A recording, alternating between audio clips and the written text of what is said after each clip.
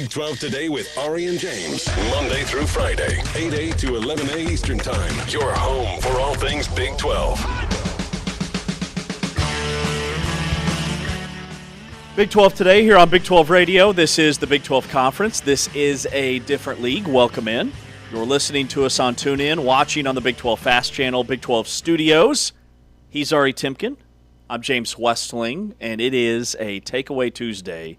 And we have a lot of takes after what took place last night on Big Monday. We'll be talking with Jason Scheer, the senior editor and publisher of WildcatAuthority.com. Also one of my favorite Twitter/X follows.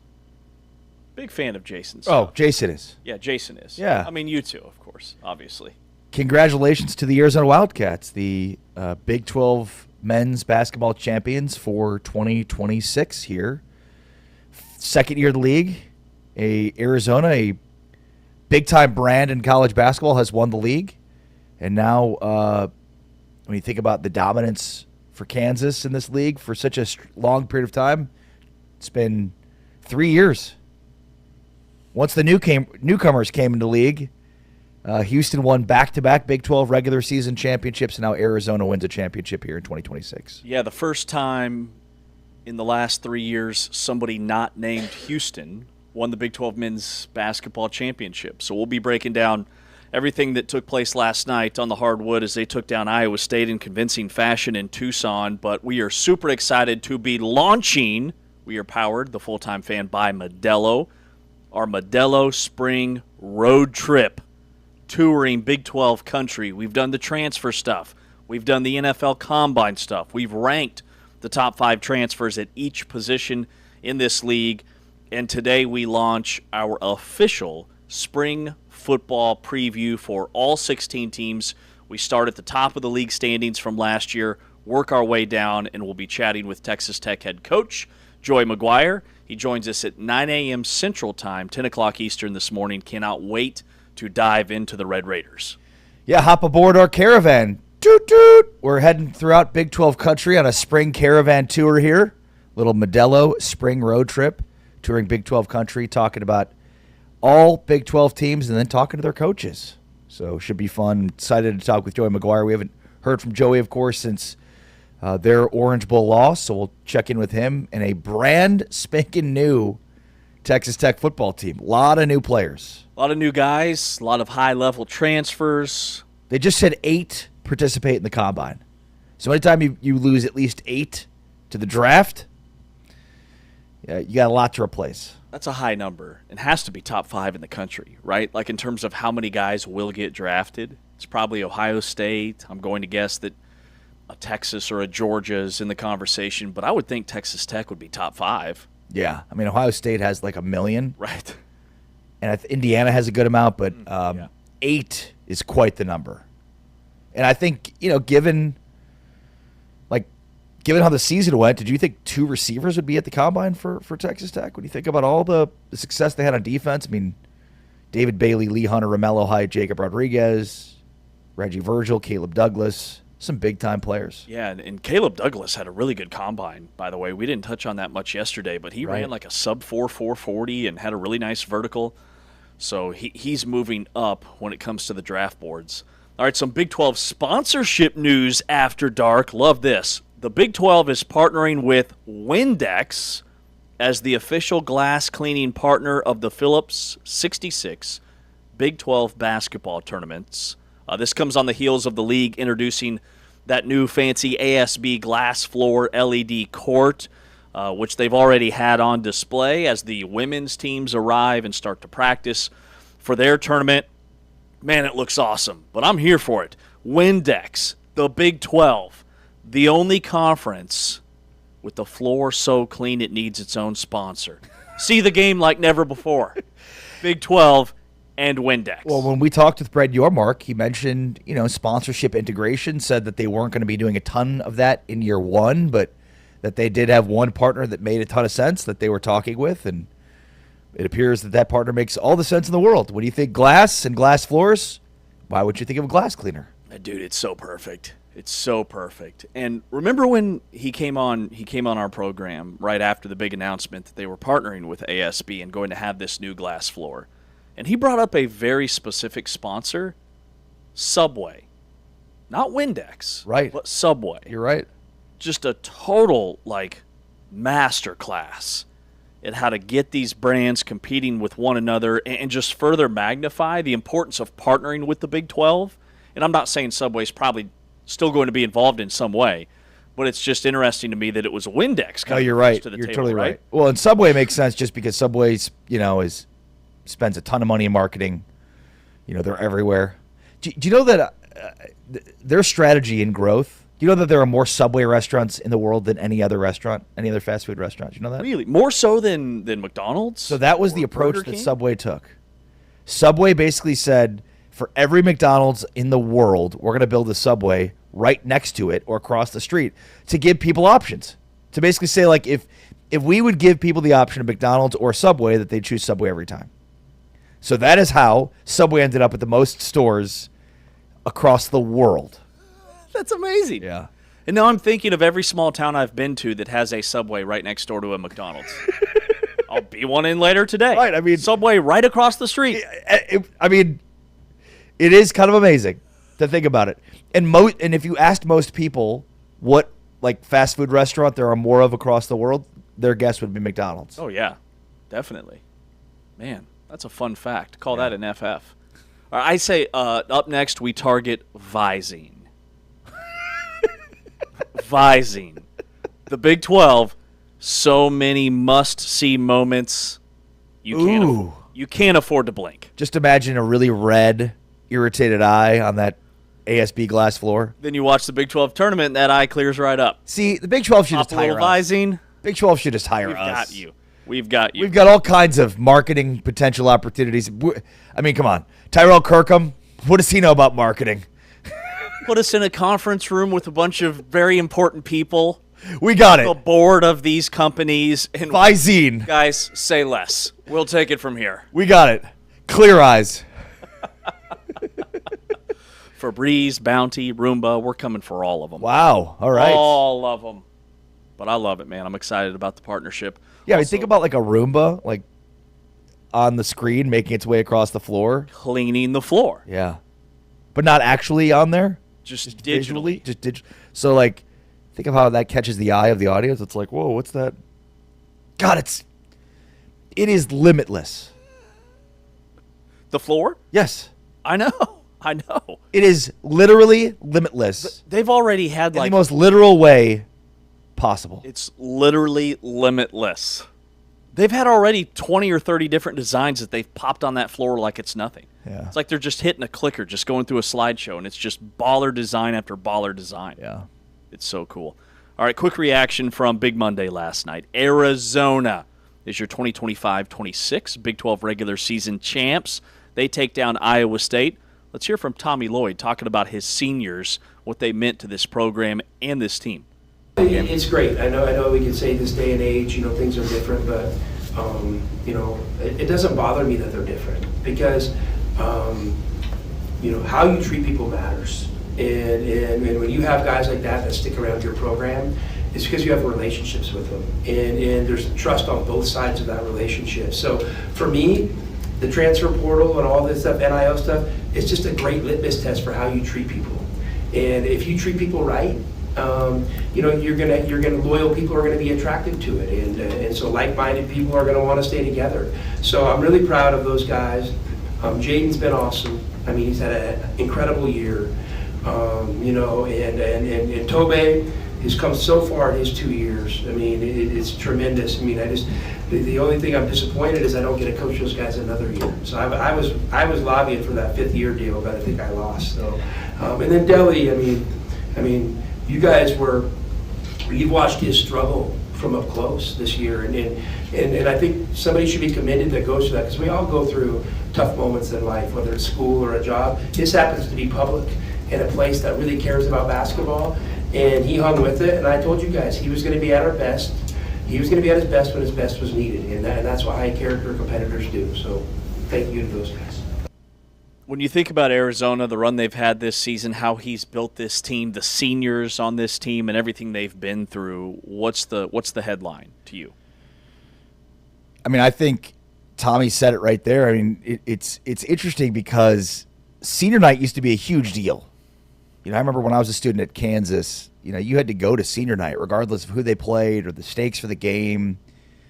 You know, and look, there were many seasons that I went to Kansas where Kansas ran away with the Big 12, but you had to go to senior night in order to pay homage to those that you'd watched and had seen them grow up and become key contributors and meaningful players and all-time scorers and winners. And now it almost doesn't register because it feels like none of these guys get to senior year. And if they do, it's with a different school. And, yeah, I mean, for Arizona, that's clearly a program that has built within a culture, as Tommy Lloyd just alluded to, of like be good people and you will maintain a roster of good people. And if you're not, then you'll probably lose those people. And for Arizona, you know, look, Arizona won many Pac-12 championships. Arizona is a dominant force in college basketball. But the big prize for Arizona is still to come. And, you know, you and I both have a great relationship with Tommy Lloyd. He's a hell of a coach.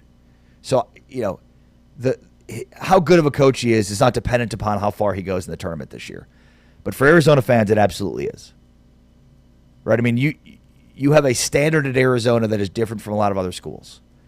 And that is a huge boon to the Big 12 in terms of branding. So they've checked one thing off their list here, win a Big 12 championship. Winning a Big 12 tournament championship would be impressive, but it's not the be-all, end-all, as Kelvin Sampson told us last year. So we'll see who goes and wins it. And then get to a Final Four and win a national championship. That's the real prize for Arizona basketball. Mm-hmm. You know, and I think the teams at the top over the last couple of weeks, it's now Duke that everybody's highlighting and chasing in terms of the number one clear-cut favorite. At least that's the narrative going into the tournament. You know, we had posed the question, Michigan and Arizona versus the field a couple of weeks ago. Well, now to me it's Duke and Arizona. But Arizona's the common denominator. They're the one that's been there all year long. They've been the most consistent team in the country. And I love what Tommy Lloyd said about honoring the seniors and guys like Jaden Bradley's the first guy that came to mind when he's talking about just good people in the program. Jaden Bradley started his career at Alabama. He was the North Carolina High School Gatorade Player of the Year. After his one season at Alabama, he transfers to Arizona. Well, a lot of times guys that transfer again, right? They're promised the world. Their stop number 2 doesn't necessarily deliver on their promises. Well, Arizona didn't make any promises. They made him work, and he's developed into arguably the best point guard in the country in terms of he doesn't take a lot of threes, but he shoots over 45% from three when he does take them. When Arizona needs a bucket, he goes and he gets them a bucket. He's built like an NFL running back, so he's a nightmare to try to keep out of the lane. Everything goes as Jaden Bradley goes, and he is an incredible kid. Takes care of business in the classroom. Every single post-game interview or one-on-one during the week, he is so selfless in that he's always praising his teammates and really is like the poster child for what you want out of that position as a point guard. He is a point guard in every way, distributing to his teammates on the floor and off the floor. Is this all because Tommy Lloyd called you out for not giving Jaden Bradley enough credit? I was team Jaden Bradley. Let me way before that December interview. Let me take some shine away here. For a minute there, I thought you were talking about somebody else. Okay. That I think is the most important player in Arizona and has become the most important player in Arizona. Okay, let's hear it. That'd be freshman Braden Burries. I'm not going to say they're not going to end up needing Jaden Bradley, and what a phenomenal job he's done, Bradley, in his career, but also at a point in time right now where he's taking a back seat to Braden Burries. How difficult is that? I mean, he came into the season, this was his team, and he's now watching a true freshman take it over. Right. In a year of the true freshman, maybe the last guy we've talked about is Braden Burries. And he's on one right now. He may be the best freshman in the Big 12 right now. I mean, he had only 11 points last night, but he came off a game against Kansas on Saturday where he had 20 points and 12 rebounds. 12 rebounds! I mean, he had 11 and 6 last night, 3 assists. He fills up the stat sheet. And you mentioned this about Bradley, and I thought you were talking about Burries, and that is his ability to get in the lane and score and finish is what makes him an NBA player. Like, he had a move last night where they're like, yeah, this is something you'll see on an NBA court. Yeah. So I think that speaks to the depth they have. They're not overly reliant on any one player or any two players. They lost Pete, and they had to figure out how to win without him. But they've got Krivas, and they've got Burries and Bradley, and Del Orso is a guy that didn't really factor much into the season, and now he's come in a big way. I mean, they keep coming at you in waves with different guys, and I would argue that Burries is their most important player right now. He's a baller. He's an absolute baller. Those 12 rebounds, you say, one might say he cleans the glass. Little Windex. Brought to you by Windex. He was big time. Tommy Lloyd is also big time. Like, Tommy Lloyd won his 140th career game. He broke Brad Stevens' record for the most wins by a Division I head coach in their first 5 seasons ever in the history of the sport. Is Tommy Lloyd the best coach in America right now? And if the answer is no, is it only because he's only been a head coach for 5 years? I think so the short answer is no. The longer answer is I don't know who the best coach in America is. Who is it? Is it John Shire? Is it Todd Golden? Is it Grant McCasland? Is it Bill Self? Kelvin Sampson. Is it Kelvin Sampson? Thank you. Is it Tommy Lloyd? We had a stretch where we lost some legendary coaches. Right. And I think we've come out the other side with some incredible coaches. So, people they complain about, well, this NIL world is chasing away these great legendary coaches. And it might have done so, but it ushered in a new era of coaching. Todd Golden, John Shire, Grant McCasland, all part of that new era in how they operate, how they do business, how they coach games. What they're doing on the sideline, how they're managing games. It's totally different. It's totally new, and it's there isn't the history, the context of Jim Boeheim and Krzyzewski and Final Fours and national championships. But you go 10, 20, 30 years down the road, and Shire and McCasland and Golden, and I'm missing multiple guys leaving them out. They'll have those same resumes. Lloyd's incredible. He's been a hell of a coach. It's crazy, though, from the Arizona fan standpoint, because that's all there. I'm sure that's not a surprise to Arizona fans. And at the end of the day, it's fair or unfair, and he knows the job that he took. It's about winning national championships and getting to the Final Fours, and it's been a long time. Right. It's been a long, long time. And no team west of the Mississippi famously has won a national championship of college basketball since Arizona did it in 98. And all the coaches you mentioned that have hung it up, Jay Wright, Tony Bennett, Coach K, Roy Williams, Jim Boeheim. There's a long list. This is kind of a new who's going to be the next batch of coaches, and I think you hit on most of them. Like, I would say it's Tommy Lloyd, Todd Golden, definitely. What he's done this year at Florida is remarkable. And then I would say Shire. I'd throw in Grant McCasland as like this next wave of young up-and-comers. But you think about Tommy Lloyd picked up win number 140, and there's multiple coaches, Kelvin Sampson, one of them, that have over 800 career wins. Like, just the amount of years that these guys are in the game. I think 800, you think about that number, it's astronomical. How many 20-win seasons you have to put together to get to 800 career wins? Well, and not to knock Bill Self in Kansas, because they'll take on some friendly fire here, but he went to Houston and had to completely turn around that program, right? It wasn't like he went to Kansas and won 800 games. Again, with all due respect to Bill Self, who's a hell of a coach, Hall of Famer, 2-time national champion, 4-time Final Fours. But, like, it's made all the more impressive that he did most of that 800 wins at Oklahoma and Houston, 2 non-traditional powers. Yep. And Oklahoma hasn't been the same since he left. Right. Not even close. They're about to go through another coaching cycle. All right, it's a Takeaway Tuesday. Coming up next, more on Arizona's clinching of the Big 12 regular season title. We'll preview some of the games tonight. What is the most important game tonight, tomorrow, and Saturday. It's our Big 12 basketball segment. Coming up around the corner before we chat with Jason Scheer, the senior editor and publisher of WildcatAuthority.com. He joins us at 7:40 Central Time. He's Ari, I'm James. This is Big 12 Radio. We are brought to you, the full-time fan, by our friends at Modelo here on TuneIn.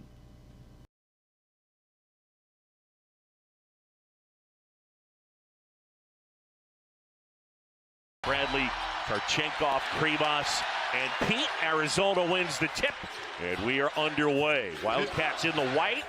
Back cut there to the corner, and spring training has started so far here in this one. Really good pitching. And now Burry's back the other way. Burry, step back, it's a three. Got it! And Arizona is on the board. And lots of useful information as well. Bradley, kick out, Aristo. Let me say this about BYU right now. They're struggling. They are struggling without Richie Saunders, but A.J. DeBonsa. Directing traffic with Pete on him. Jefferson, no call, ripped away.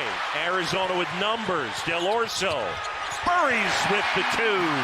With the ball up by 14, just getting going second half. And here in Tucson, the Wildcats a chance to become champs. Now, where will the points come from? Lipsy, Laz, that's nice. And Buchanan, that's where they'll come from. Yeah, good job. Buchanan got behind Karchenkov. No.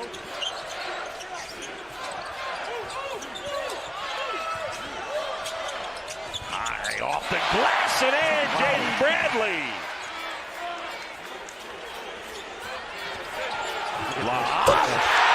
It's amazing. Goal of Pete from Jaden Bradley. Congratulations to Tommy Lloyd and the Cats. They are Big 12 champs.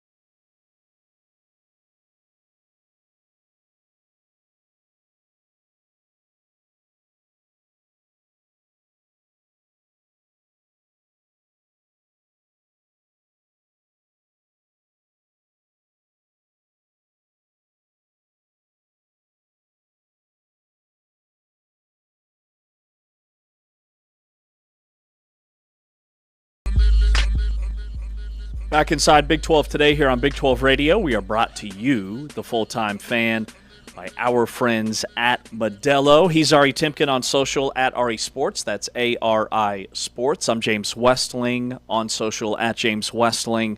Arizona 73-57, a 16-point win over Iowa State last night. Arizona controlled this one from wire to wire.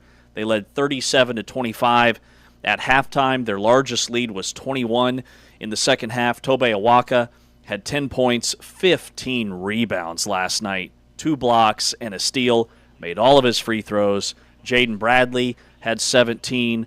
Mo Krivas was efficient with 13 points on 3 for 4 shooting, even hit a 3 in the game.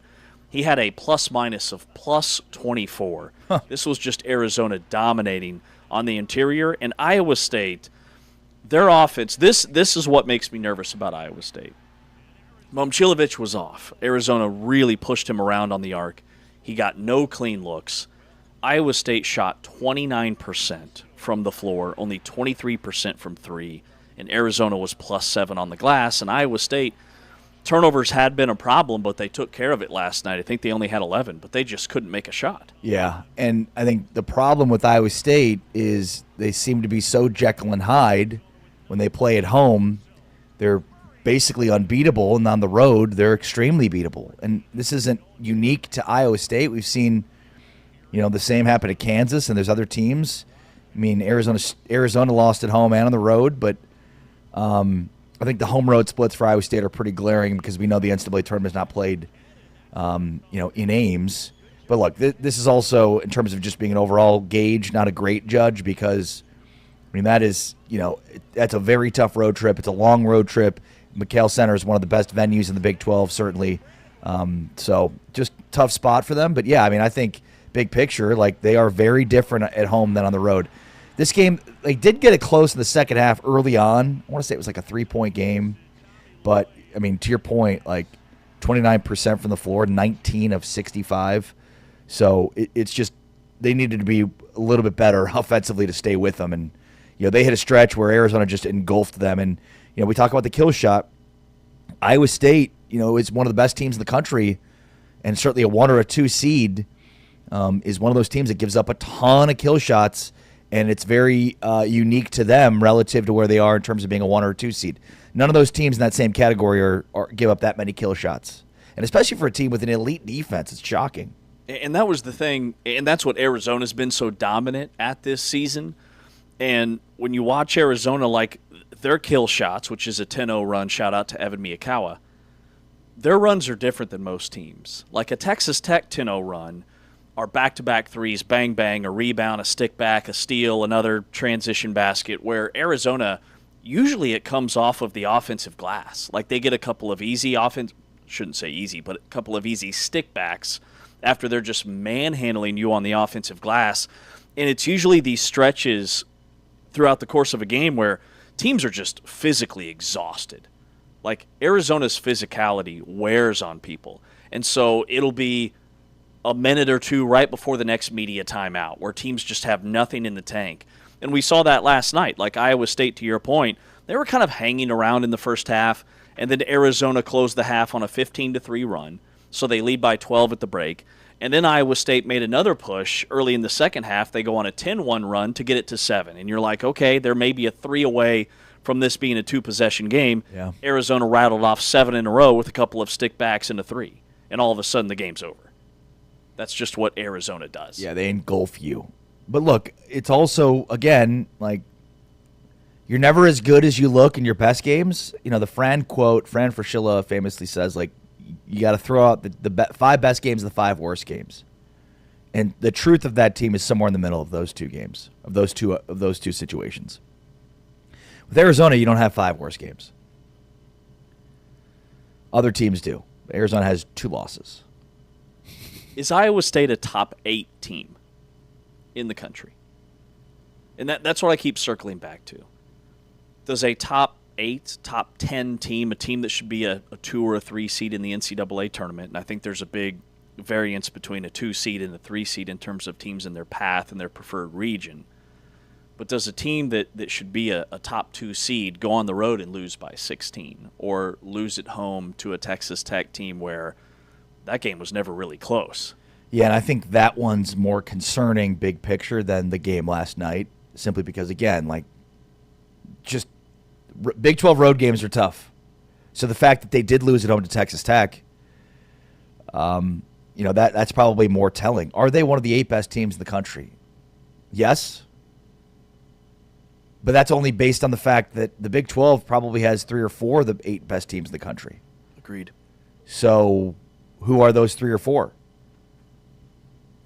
Say kind of has changed week to week. Times we've seen Kansas be a part of that top 4. Texas Tech looks like it right now. And they've cracked the top 10, by the way. They check in at number 10. They had the biggest movement of anybody in this week's AP poll. They jumped 6 spots.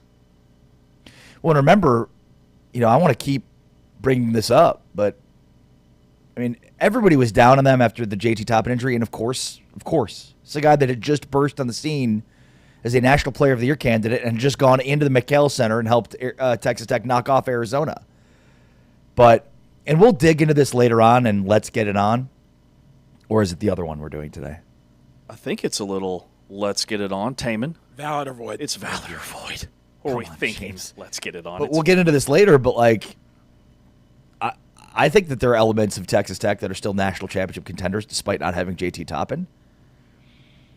So now we'll see if their scoring can keep it up. Their 3-point shooting with Petty and Watts and Atwell can stay where it's at, because that's going to be a huge part of that. But yeah, it's I'm not going to judge Iowa State too harshly on this loss, whether it was by 16 or not. I mean, Kansas in 2022 won a national championship and lost by 30 at home to Kentucky. Things happen, Yeah, that's a good point.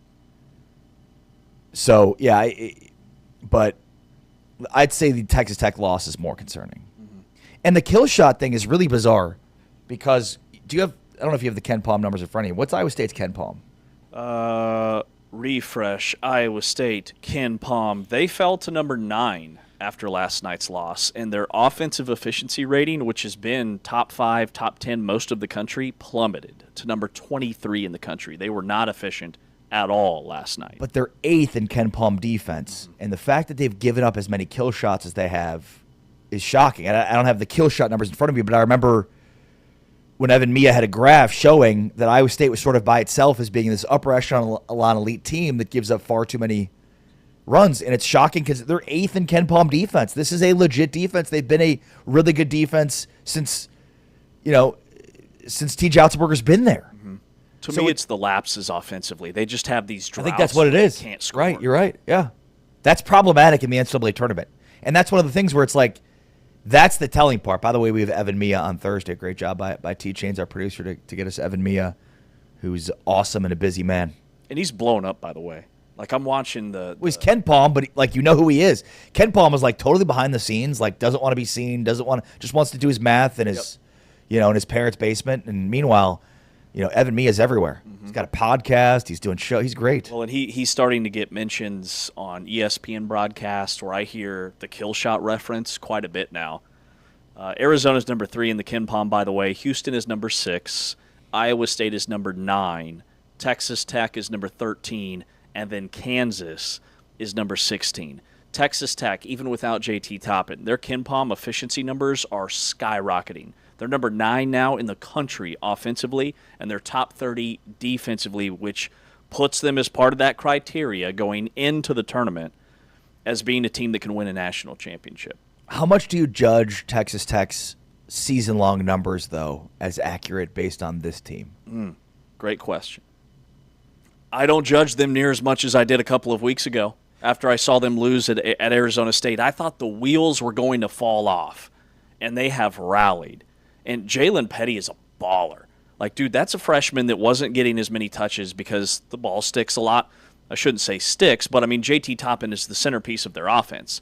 So now guys that maybe weren't getting as many looks are starting to get more shots like Petty. Anderson's still scoring 20-plus a game. Atwell, who you noted, Watts, like they have more capable scorers that we didn't know were as capable of scoring because JT Toppin is a guy that scores so much, he takes 20 shots a game. And the reason I said that about the season-long trends with Ken Palm is because, like, maybe their defense is better with Bamboye and Josiah Mosley.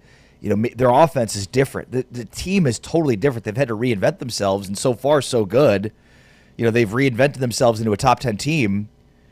But I'd just be curious to see, like, what their strengths and weaknesses are. They're going to be tough to game plan for, too, when it comes to the tournament because, again, like, some of the season-long numbers and trends are not relevant to this team that's going to be heading into the tournament. Kind of a really unique set of circumstances here for a coach who's really smart at scheming, right? You give Grant McCaslin a little bit extra juice here you can look at their season-long trends, but that's not the same team. Well, in Grant McCaslin, Taman, let's play clip 3. He talked about the way they scheduled. It was very strategic, detail-oriented, just like the way they operate their program.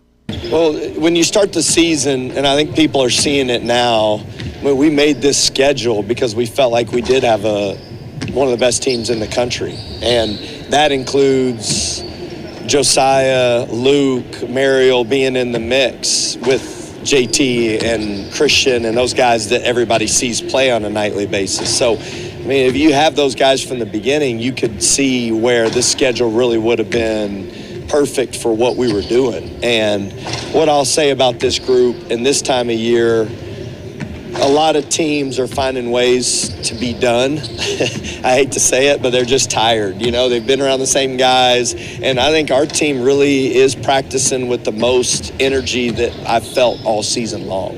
And that's a lot of fun and says a lot about where our team is and where we can grow and continue to get better. Texas Tech lost in the non-conference to Purdue by 30. You look at that box score, Tyree Bryan started the game and played 16 minutes. He's barely seeing the floor now because other guys have jumped him in the rotation. Lawan Watts only played 13 minutes in that game. He wasn't ready. Leon Horner played 11 games, a true freshman who's not seen the floor at all anymore. Marial, the big guy on the inside, played 4 minutes in that game. He's now part of the rotation as he's healthy. Mosley, the Villanova transfer, didn't play at all in that game. Like, this is a totally different team from what we saw back in November. Yep. No, well said. And I was trying to look up Evan Mia's lineup statistics to see, you know, if the lineups they're playing with now have enough possessions to get at the top of the rankings. Would love to see that data on their new starting five. We'll work on that. All right, coming up next, Jason Scheer, senior editor and publisher of WildcatAuthority.com, to break down Arizona's clinching win. They are your Big 12 regular season champs after they drub Iowa State by 16 last night. More on Arizona around the corner. We are powered by Modelo here on TuneIn and Big 12 Studios.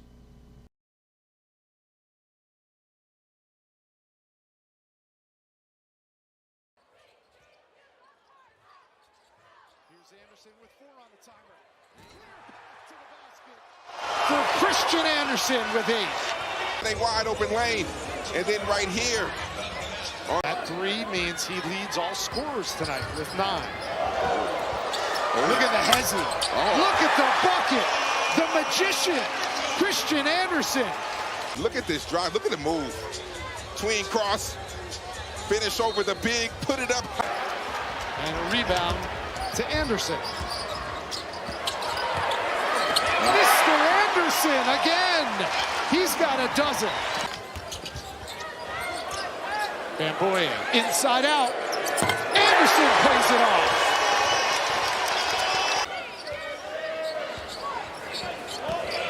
Anderson. 22 now for Christian Anderson. It's finished. Because this is so tough. Over the 7-footer. The concentration Watts can do for this Texas Tech team. We just haven't seen it enough. Look at the effort. And Anderson pays it off. 15-6. And these types of plays kill coaches. They frustrate them. Because a free throw line should be an automatic blockout, an automatic secure. Yeah, and he's set a great foundation with the culture of this team, with the dedication, the way these guys have 8 o'clock in the morning practices. I know you're rolling out of bed about 11 these days. Anderson with a three-point launch.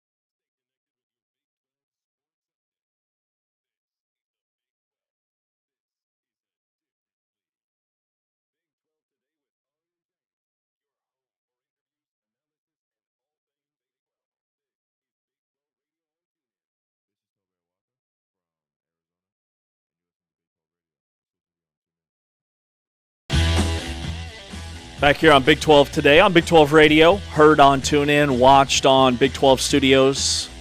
He's Ari, I'm James, and we head out west to Tucson to welcome in Jason Scheer, the senior editor and publisher of WildcatAuthority.com, after Arizona clinches the Big 12 regular season title. And Jason, you know, we led off the show talking about senior night and how senior night isn't really a special thing for most programs like it used to be back in the day. But at Arizona, when you've got guys like Anthony Del Orso, multiple years in the program, Jaden Bradley, who's meant so much to this team and this program, like it's a different deal at Arizona.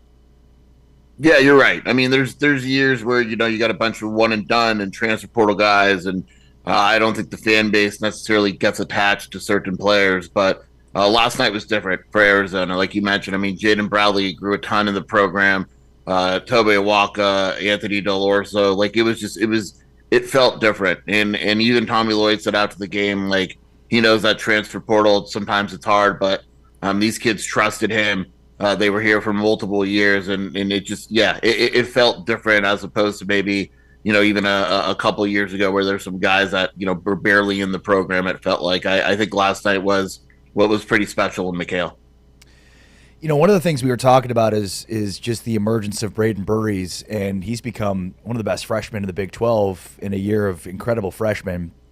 But what does it mean for Jaden Bradley? And, you know, as somebody that follows this program, is around this program, like, how has he kind of, I don't want to say taken this demotion, but, like, I don't know, how else would you put it? Yeah, I mean, it's He's great. Like, it's just, last year he played next to Caleb Love, and you knew that Caleb Love was going to lead the team in shots pretty much every single game. I think this year there's more of a shared dynamic between Jaden and Braden Burries. Braden Burries is very efficient, whether it's taking 15 shots or 9 shots. He's going to kind of take what the other team gives him, and he might not necessarily lead the team in shots. And I think a big thing is also Jaden Bradley has been more aggressive this year, and he's looking for his shot probably more than he has, previously in his Arizona career. But Jaden's a guy that doesn't need the attention, doesn't really want the attention. He's kind of a quiet guy in pressers and stuff like that, doesn't say a lot, but he's done really well with the backcourt. Him and Braden Burries have worked well off each other, and you're never going to really hear Jaden Bradley complain, and he's kind of waited his turn, and this is by far his best season that he's had at Arizona.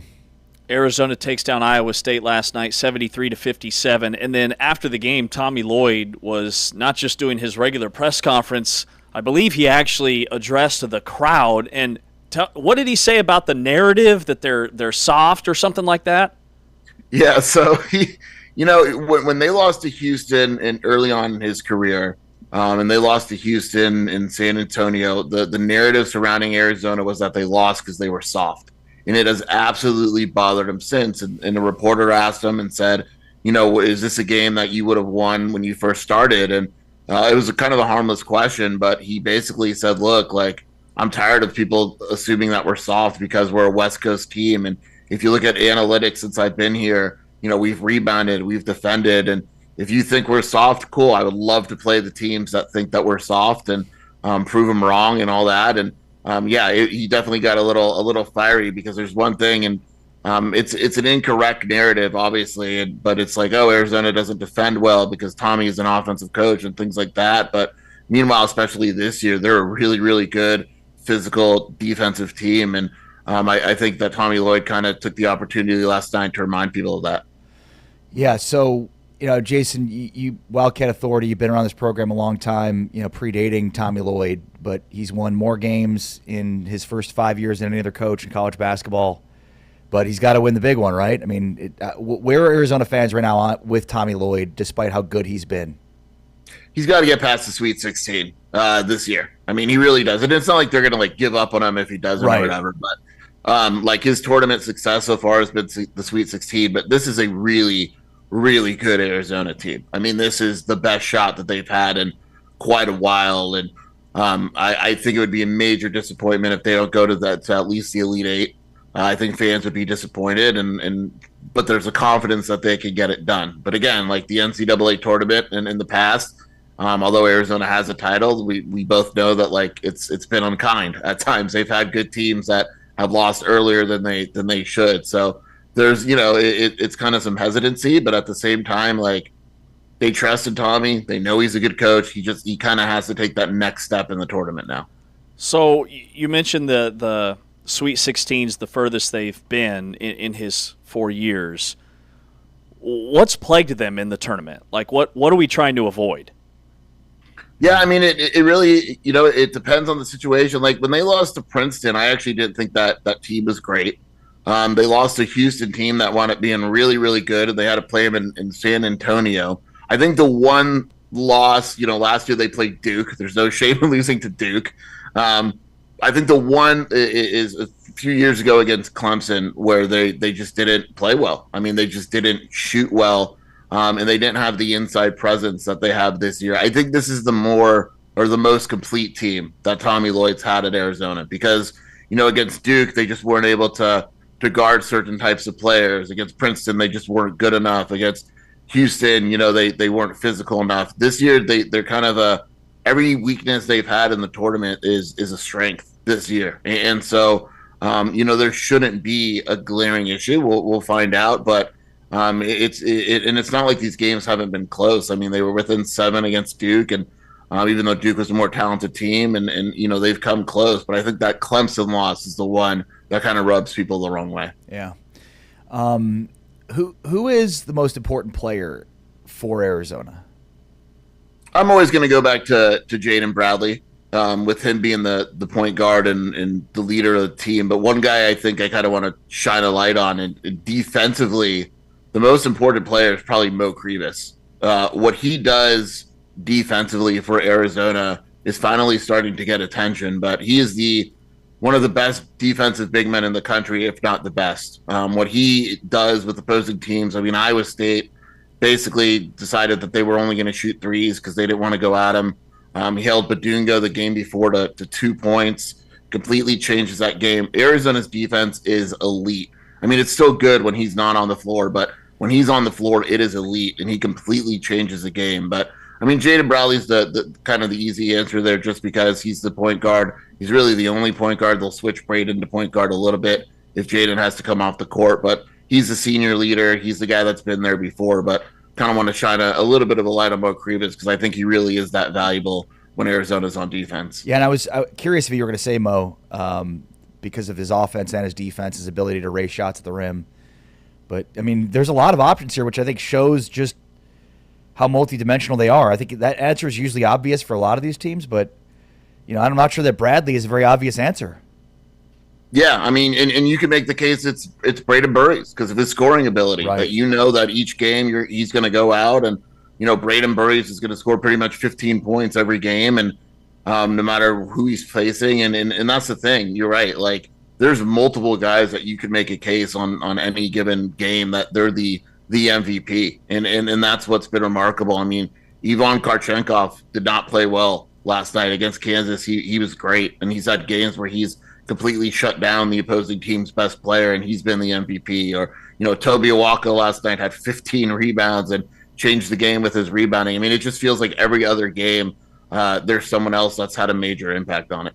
Yeah, and I think, like Jason, when you look at the last 5 games, I mean, 4 of those opponents were ranked at the time, starting with BYU, and then you go at Houston. Houston had won 50 of their last 51. They beat KU by 20+, and then handle Iowa State. Like, none of these other teams that are going to be 1 seeds are playing this type of schedule, this type of competition, this time in the year. So how could that prepare Arizona against some of those other high-seeded teams?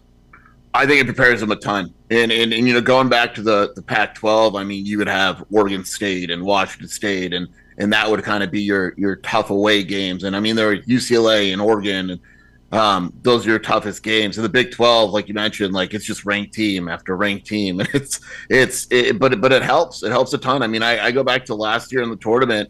Oregon was blowing them out, and they came back and beat Oregon. And every single player said we wouldn't have won this game if we weren't in the Big 12. Wow. Because it prepared us to, when the going gets tough, you got to stay with it, or Big 12 teams will eat you alive. And I think that's what, we've learned this year is, Arizona they had 2 losses in a row, but you don't have time to feel sorry for yourself. Like, you got to go out and play teams like Houston and Kansas again, and Iowa State, et cetera, and BYU. And it's like, these teams are really good. And I think it prepares it because there's nothing in the tournament that is going to surprise Arizona. They've played one of the best schedules in the country. They've played tough teams. The key is not getting worn down by it. I think Arizona's not. I think they're fresh. And a lot of it has to do with a few players actually sitting out, like Koa, Pete, and Dwayne Aristote and all that. But, they seem to be playing well at the right time. But, yeah, I think the competition helps a ton because, again, like, none of these teams are going to be better than what Arizona's already seen in the regular season. Talking with Jason Scheer here on Big 12 Today on Big 12 Radio. Jason, want to wrap with just kind of big picture, Arizona on the defensive end of the floor. They hold Iowa State to 29% shooting last night. That was Iowa State's worst shooting effort since 2023 when they got bounced by Pitt in the NCAA tournament. Like, is Arizona the best defensive team in the country? It's up there. I mean, it's definitely up there. I think when Arizona's locked in like it was last night, it's hard to find another team. And the reason I think that is, they're very versatile on defense. Jaden Bradley's a very good defensive point guard. Then you have Yvonne, which is going to guard the other team's best wing. Kribis, which changes the paint. I saw a stat the other day where Kribis has only allowed 9 made field goals at the rim all year, which is just an absurd stat. And everybody defends. And this is Yeah. a team that, that's the key. Like, Anthony DeLorso isn't great on defense, but the defensive effort is there, which is important. At least he's, trying out there. But every single guy that plays for Arizona defends. I mean, Koa Pete last night on Joshua Jefferson was absolutely fantastic. And I'd put Arizona defensively up there with anybody. I think Michigan and Duke are the other two. But when Arizona's locked in defensively, they're arguably the best team in the country, and if they're not, they're right there. Yep, totally agree. Jason Shear, senior editor, publisher of WildcatAuthority.com. Always a pleasure, Jason. Thank you so much, and congrats on all the success that the Wildcats have had in your part of the country. Thanks for having me. I appreciate it. Jason Shear, WildcatAuthority.com, co-host of the Wildcat Scoop podcast. Joining us here on Big 12 today on Big 12 Radio is Arizona clinches the Big 12 men's regular season championship. Why are you congratulating Jason? He didn't do anything. Jason's part of the team. He's part of Wildcat Nation, okay? If Kansas were to win a Big 12 championship... I feel like you should be congratulating me a lot more than you are. Just going to say that. Okay? Congratulations on a clean pair of sneakers, R.A. Timken. All right, coming up next here on Big 12 Today, Taman jumps in here for a little valid or void Big 12 edition here on Big 12 Radio, brought to you by Modelo.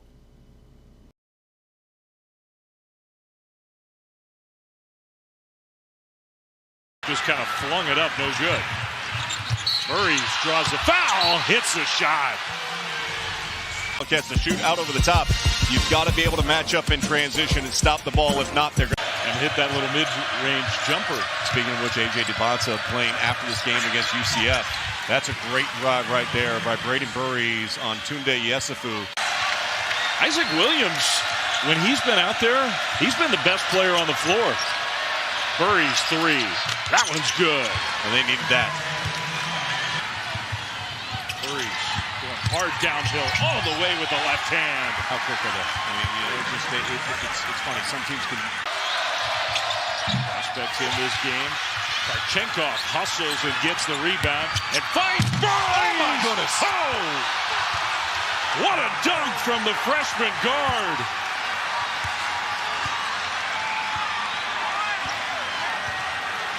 Very talented freshman got space and put him on a poster.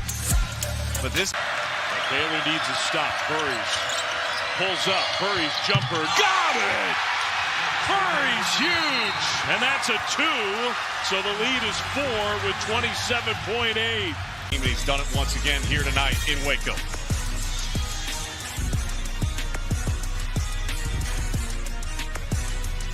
A couple of point-blank looks, and Kansas could not convert. Burries. 7 different Wildcats have led this team in scoring this year.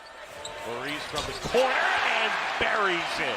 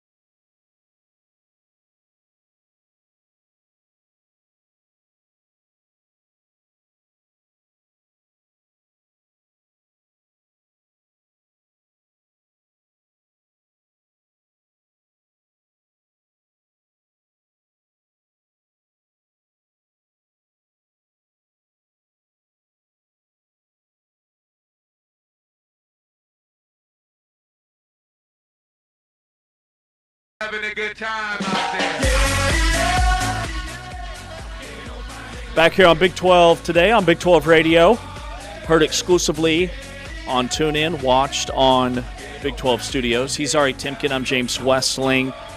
Coming up this hour, we chat with Scott Docterman, college football reporter, to preview our Modelo Spring Road Trip series. We tour Big 12 country, and we kick it off today. A full deep dive spring football preview, each and every school in the Big 12. Today we launch with Texas Tech. Joey McGuire is going to be on the show at 9 a.m. Central Time. We are brought to you by Modelo. It's time now to play a little Valid or Void. Taman's got the topics. We've got the takes. All right, guys. Topic numero uno. Texas Tech. They have proven that they are still a championship contender despite JT Toppin being out the rest of the year. Valid or Void? I'm going to say valid. And I think the reason for that is they've obviously shown they've gone now 3-0 without JT Toppin, including an impressive win at Hilton Coliseum against Iowa State. What's interesting is Evan Mia had basically dropped Texas Tech in his rankings through an injury-adjusted lens. They went from 12th to 40th based on his injury-adjusted model. So that basically takes into account the production that Toppin gives and projects out the rest of the season. So far, his model has been wrong. They have not fallen that much so far. But with that being said, the reason for that is because I think we've seen the emergence of some guys. Specifically Jalen Petty, Lawan Watts, Donovan Atwell as perimeter shooters. Atwell's been on one. I mean, at 26 against K-State, at 18 and at 6 threes against Iowa State.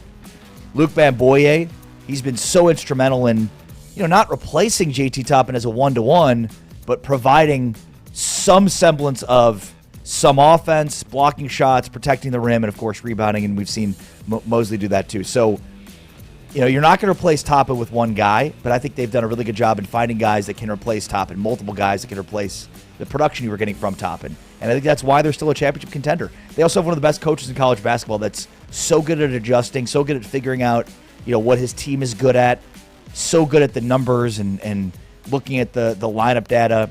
So I think just a combination of the right players, right reinvention, right time, right coach. I will say Void. Do I think Texas Tech is an Elite 8, Final Four contender? Yes, absolutely. And in Evan Miyakawa's defense, I don't think anybody thought Texas Tech would be this good without JT Toppin in the lineup. What they've done winning at Iowa State, the way they've played down the stretch with all those guys that we've been talking about all show and how much they've stepped up. I totally believe in Grant McCaslin, and I think they can win a couple of games in the tournament, maybe above their seed line. But in terms of national championship contender, I say Void, only because there are 3 clear-cut teams in my eyes, and it's Arizona, Michigan, and Duke. Not necessarily in that order, but one of those 3, I believe, will win the national championship. And if Texas Tech, Saul, and Arizona, even if they're in the Final Four, they're probably going to have to play one of those teams. And I look at Michigan's just massive. They're the one team I wouldn't want Arizona to see until it's deep, deep, deep in the tournament, because they go 7-3, 6-10, 6-9 on the front line. They pound you on the glass, and they've got a dynamic point guard.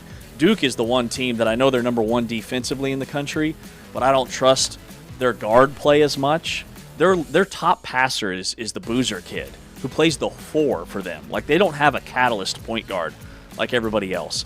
My point, though, is Texas Tech, national championship contender, not quite. But I do think they're still like Elite 8, maybe Final 4. All right, topic number 2. Cincinnati is 5-1 in their last 6 games, including a win at Kansas at Allen Fieldhouse. So, valid or void, Cincinnati is a lock to make the NCAA tournament. Ooh, wait. Lock or just Cincinnati's going to make the NCAA? They're going to make the NCAA. Lock, nice no. There ain't no lock. Nice clarification. I would say not only are they not a lock, but I'll void this. Their ability to make the NCAA tournament starts with them going 2-0 right now. And that's BYU at home and then at TCU. And BYU and TCU are as desperate as they are. Now, not to make the tournament because they both are in already, but, BYU is sliding after the Richie Saunders injury. And TCU at Schollmeyer is going to try to hold serve, take care of business against Cincinnati. Remember, if they won those two, they would still just be 4-10 in quad one.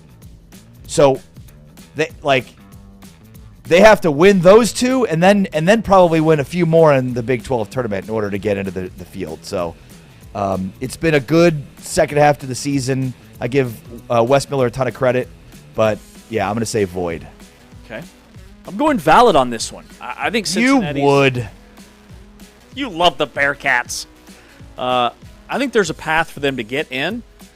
If they split this week, which, number one, tonight against BYU, this is a nationally televised game at home for Cincinnati.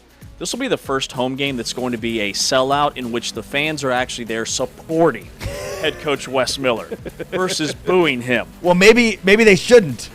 Maybe they're better off booing him. If I were Wes Miller, I would say keep it up. Keep up the hate. We love it. Tonight's going to be huge. If they beat BYU tonight, I think they're going to be part of probably the first four out or maybe the last four in, because I look at all the other bubble teams in the other leagues, and they are just completely crumbling. Auburn's falling. Ohio State's falling. Santa Clara's falling.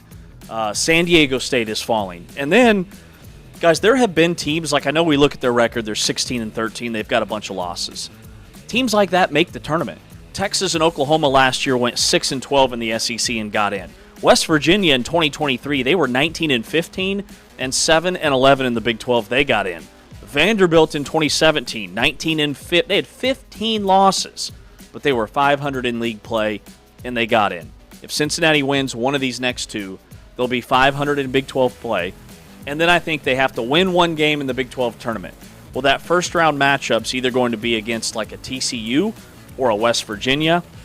If they win that game, two of their next three, I think they're in. They're going to have two more quad one wins, and I think they'll look at their body of work in the last 10, and Cincinnati's going to sneak into the field and be that ninth bid. So 4-10. If they won out here, won their next two, they'd go 4-10 in quad one. Plus if they win a game in the Big 12 tournament. And I think they just have to win two of the three. No, because their first-round matchup in the Big 12 tournament would not be a quad one game. It wouldn't be a top 50 opponent on a neutral floor? Maybe it would. I guess we'll have to see. You're right. It would come. It'd be really close. It'd be dependent upon who they play. All right, next topic. We're going to go on the women's side, women's basketball. In Fort Worth, TCU will make the Final Four in this year's women's NCAA tournament. You go first, James. I'm sick of you invalidating my valids or voiding my valids or validating my voids. I chose violence today. Typical. I'm going to say this is void. TCU's really good. TCU's currently 11th in the net rankings, but they're 4-2 in quad one. And you look at UConn, who's 8-0, UCLA's 14-1, South Carolina, Texas, and LSU all have 7 or more quad one wins. In fact, South Carolina and Texas both have over 10. And those teams in women's basketball, the separation between that top tier, like the top 5, 6 teams, and everybody else is massive. So TCU to make a Sweet 16 would be a major accomplishment. To make an Elite 8 would be huge for them. Duke is 10th in the net, and remember, Baylor has a win over Duke to tip off the season in France. So that shows me that the Big 12 can compete with some of the teams at the top, but that group of 4 is just in a league of their own. Yeah, I mean, it does feel like UConn, UCLA, South Carolina, and Texas are just shoo-ins to get to the Final Four. But let me validate this and make the case here because, number one, they've got Olivia Miles, who is having a historically great season. She's on pace to become the second player in the history of the NCAA to average at least 20 points, 6 rebounds, 6 assists, and 1.5 steals in a season. One of 2. And remember, if opponents try to take Olivia Miles away, they still have Marta Suarez, who's been phenomenal, especially in this final stretch of the regular season. I mean, she was knocked down against Baylor and led all players at 21-11.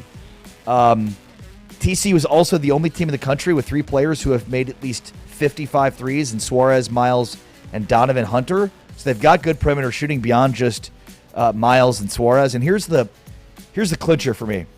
So, you know, they've won 42 straight at Schollmeyer Arena. They've not lost 2 straight seasons of winning every home game. And if they host their first and second round matchups, which it sounds like they will, based on being where they are. They will most likely be able to get to a regional site at Dickies Arena in downtown Fort Worth. Ooh. So they got a shot. Nice. Because they will have virtual home games until the Final Four. TCU women, Houston men could be playing in their own backyard. All right, next topic. We're staying with TCU, but on the men's side. So, valid or void, TCU will have a Cinderella run in the NCAA tournament. That means by at least making the Sweet 16. Just a reminder, they have won 6 out of their last 7. Sweet 16 run, TCU. Come on, James. Oh, go ahead and validate this. I'm going to validate it. All right, number one, if TCU is part of the last 4 in, they're going to play in one of those play-in games, probably as like an 11 seed. Historically, teams in those games, if they win the first one, it springboards them into the second weekend because they use that momentum. And TCU is a team that I just wouldn't want to play in the NCAA tournament. Layla Vicious has been on an absolute heater from 3 lately. They rebound the heck out of the basketball. Xavier Edmonds, their big guy down low, who is the number 1 JUCO player in the country and was super raw when he got to Fort Worth, his Big 12 numbers are night and day different from the non-conference. He's been a double-double machine for TCU. So I'm looking at CBS's bracketology. They would have a first 4 game, hypothetically, against like New Mexico. I think they win that one. Then they'd have, in the East region, a potential round of 64 game against Kentucky. Give me TCU to upset the Wildcats. They've been hot and cold under Mark Pope. He's feeling a ton of pressure. They already want him out in Lexington.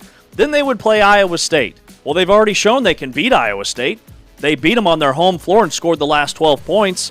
So TCU, I could see being a Big 12 team that makes a run. Yeah, I mean, if you've watched this show or listened to this show, we've been talking about TCU as a major candidate for a tourney sleeper, and that's, under the guise of NC State making a Final Four run.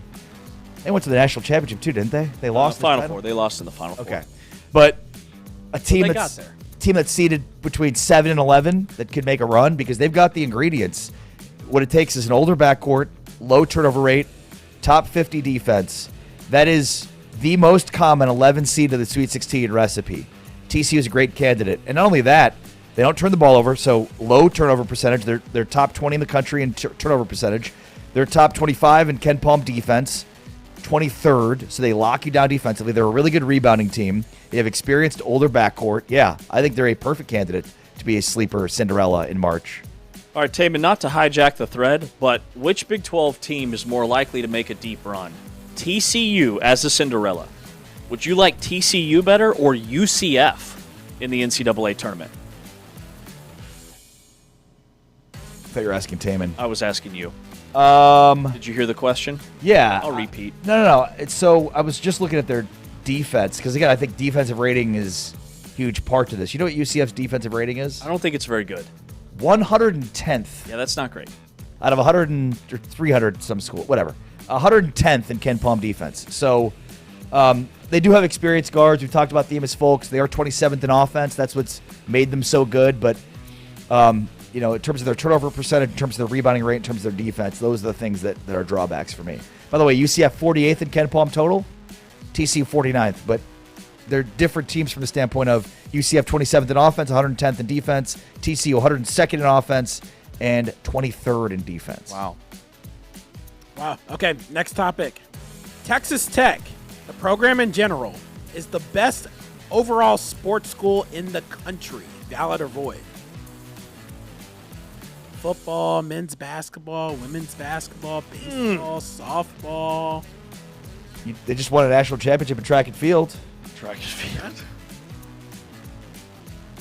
I'm trying to think who else would be in this conversation right now. See, then you get like the Olympic sports, and it's like, Stanford and Texas, Yep. but the cup or whatever they call it, the Commissioner's Cup, I think. It's always Stanford because they win at rowing and volleyball and all this other stuff. So let's just isolate Texas versus Texas Tech right now. Oh, that's not even close. I know, isn't it? So it's great. Let's talk about that. So I'm going to validate this. Texas did not make the college football playoff this year, despite having one of the most talented rosters in college football, but Steve Sarkisian wouldn't take blame himself, of course. Couldn't be his fault. It's got to be the fault of the schedule. If they didn't play Ohio State, they would have been for sure in the field. And their NCAA tournament readiness is not exactly Grant McCaslin and Texas Tech light. So just comparatively to a Texas that's normally at the top of the food chain in terms of sports across the board, and I'll give Texas Tech the nod. Boom, wreck 'em. I mean, I think Texas Tech is number one in the country, taking all sports into account. Not just better than Texas. Like, who else would even be in the conversation? Well, that's why I said Texas. Yeah.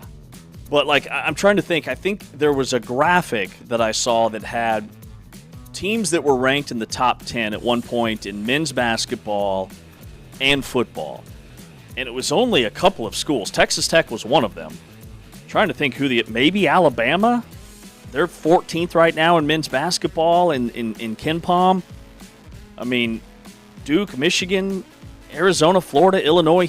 I'm just going through teams that are ranked in the top 10 right now in basketball and thinking about what they did this past football season. I don't think it's close. Yeah. Like, it's Texas Tech. And then you factor in softball. You factor in 4 straight Big 12 indoor track and field championships.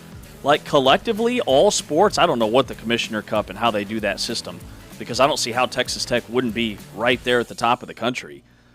They dominate. Texas Tech is all around every sport, especially the two we're talking about. Yeah, it's clear that they're number one to me. Agreed. All right, last one real quick. Arizona men's basketball will be the number 1 overall seed in the NCAA tournament. Valid or void? Void. Void, because it'll be Duke. The Wooden Award frontrunners, Boozer, East Coast bias, ACC, Dickie V, it'll be Duke. I mean, look, and I agree with you to a point from the standpoint of Duke is really good. The ACC is not that good, but even within the scope of the ACC, like Duke was playing some close games in the ACC early on. And that is not the case anymore. In fact, it was fun to turn the game on last night and see them blowing out NC State because that meant I wasn't going to have to wait around for the tip-off on Big Monday to start much later than normal because there's fouls and everything going back and forth. But, yeah, they have just decimated the ACC. The ACC is not nearly as good as it's been, but still, they've decimated the ACC. Yeah, the way they're beating people, it's like what Texas Tech did during the regular season in football. Speaking of football, Scott Docterman, college football reporter, joins us coming up next as we transition towards our Modelo Spring road trip touring Big 12 country. Today we kick it off. We go to Lubbock, Texas, and break down Texas Tech. Joey McGuire joins us at the top of the hour. He's Ari, I'm James. This is Big 12 Radio. That was Valid or Void on TuneIn and Big 12 Studios.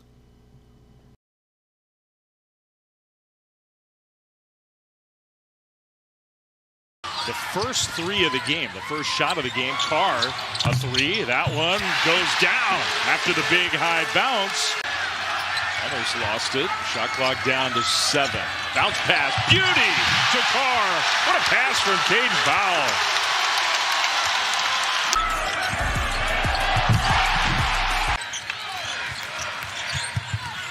Carr, catch and shoot. 3 is good. That's a great job running off the screens on the end line. Good rebound, Williams. Now Carr, trailed by Bradley. Tie game. Tonight, defense leading to offense. Carr finishes with the best of them. Almost lost it. Privas. Del Orso blocked by Carr. Now 2-on-1. Carr all the way to scoop it in. What a block. Does a great job blocking the shot at 1 and 4, being out in transition, utilizing his athleticism and his ability. Baylor probably needs a 3 now. Carr isn't going to shoot the 3. He's going to go and score with 10 seconds.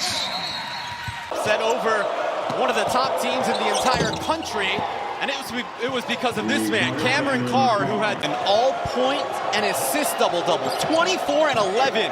At number 19 BYU on Tuesday. Cam Carr responds and silences the crowd. The bus, and he thinks he can shoot it from anywhere. That's because he can. He just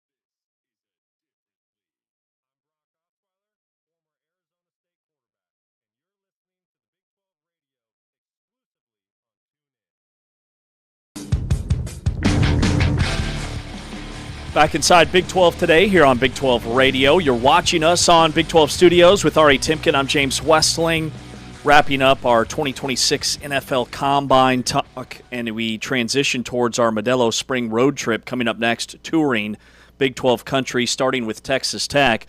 But to put a bow on the Combine, Scott Docterman, college football reporter, was at the Combine for The Athletic. He joins us here on Big 12 Radio. Hey, Scott, man, we really appreciate your time.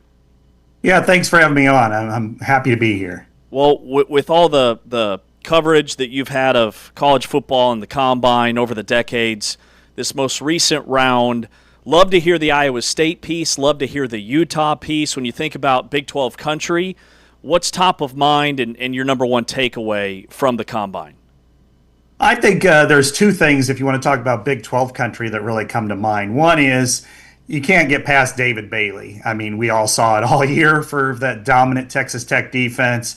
He did the part when he was there in Indianapolis. He was able to run a 4.5. He showed off his explosiveness. Just kind of validates everything that he showed and displayed on the field. And that's one of the things with the Combine that kind of drives me crazy is the joke is it's the underwear Olympics. But, in some ways it's just more of you want to make sure that all the measurables and the on-field drills kind of match what you see on video. And I think in his case, it just completely validated everything we saw last year from one of the most dominant players in the country.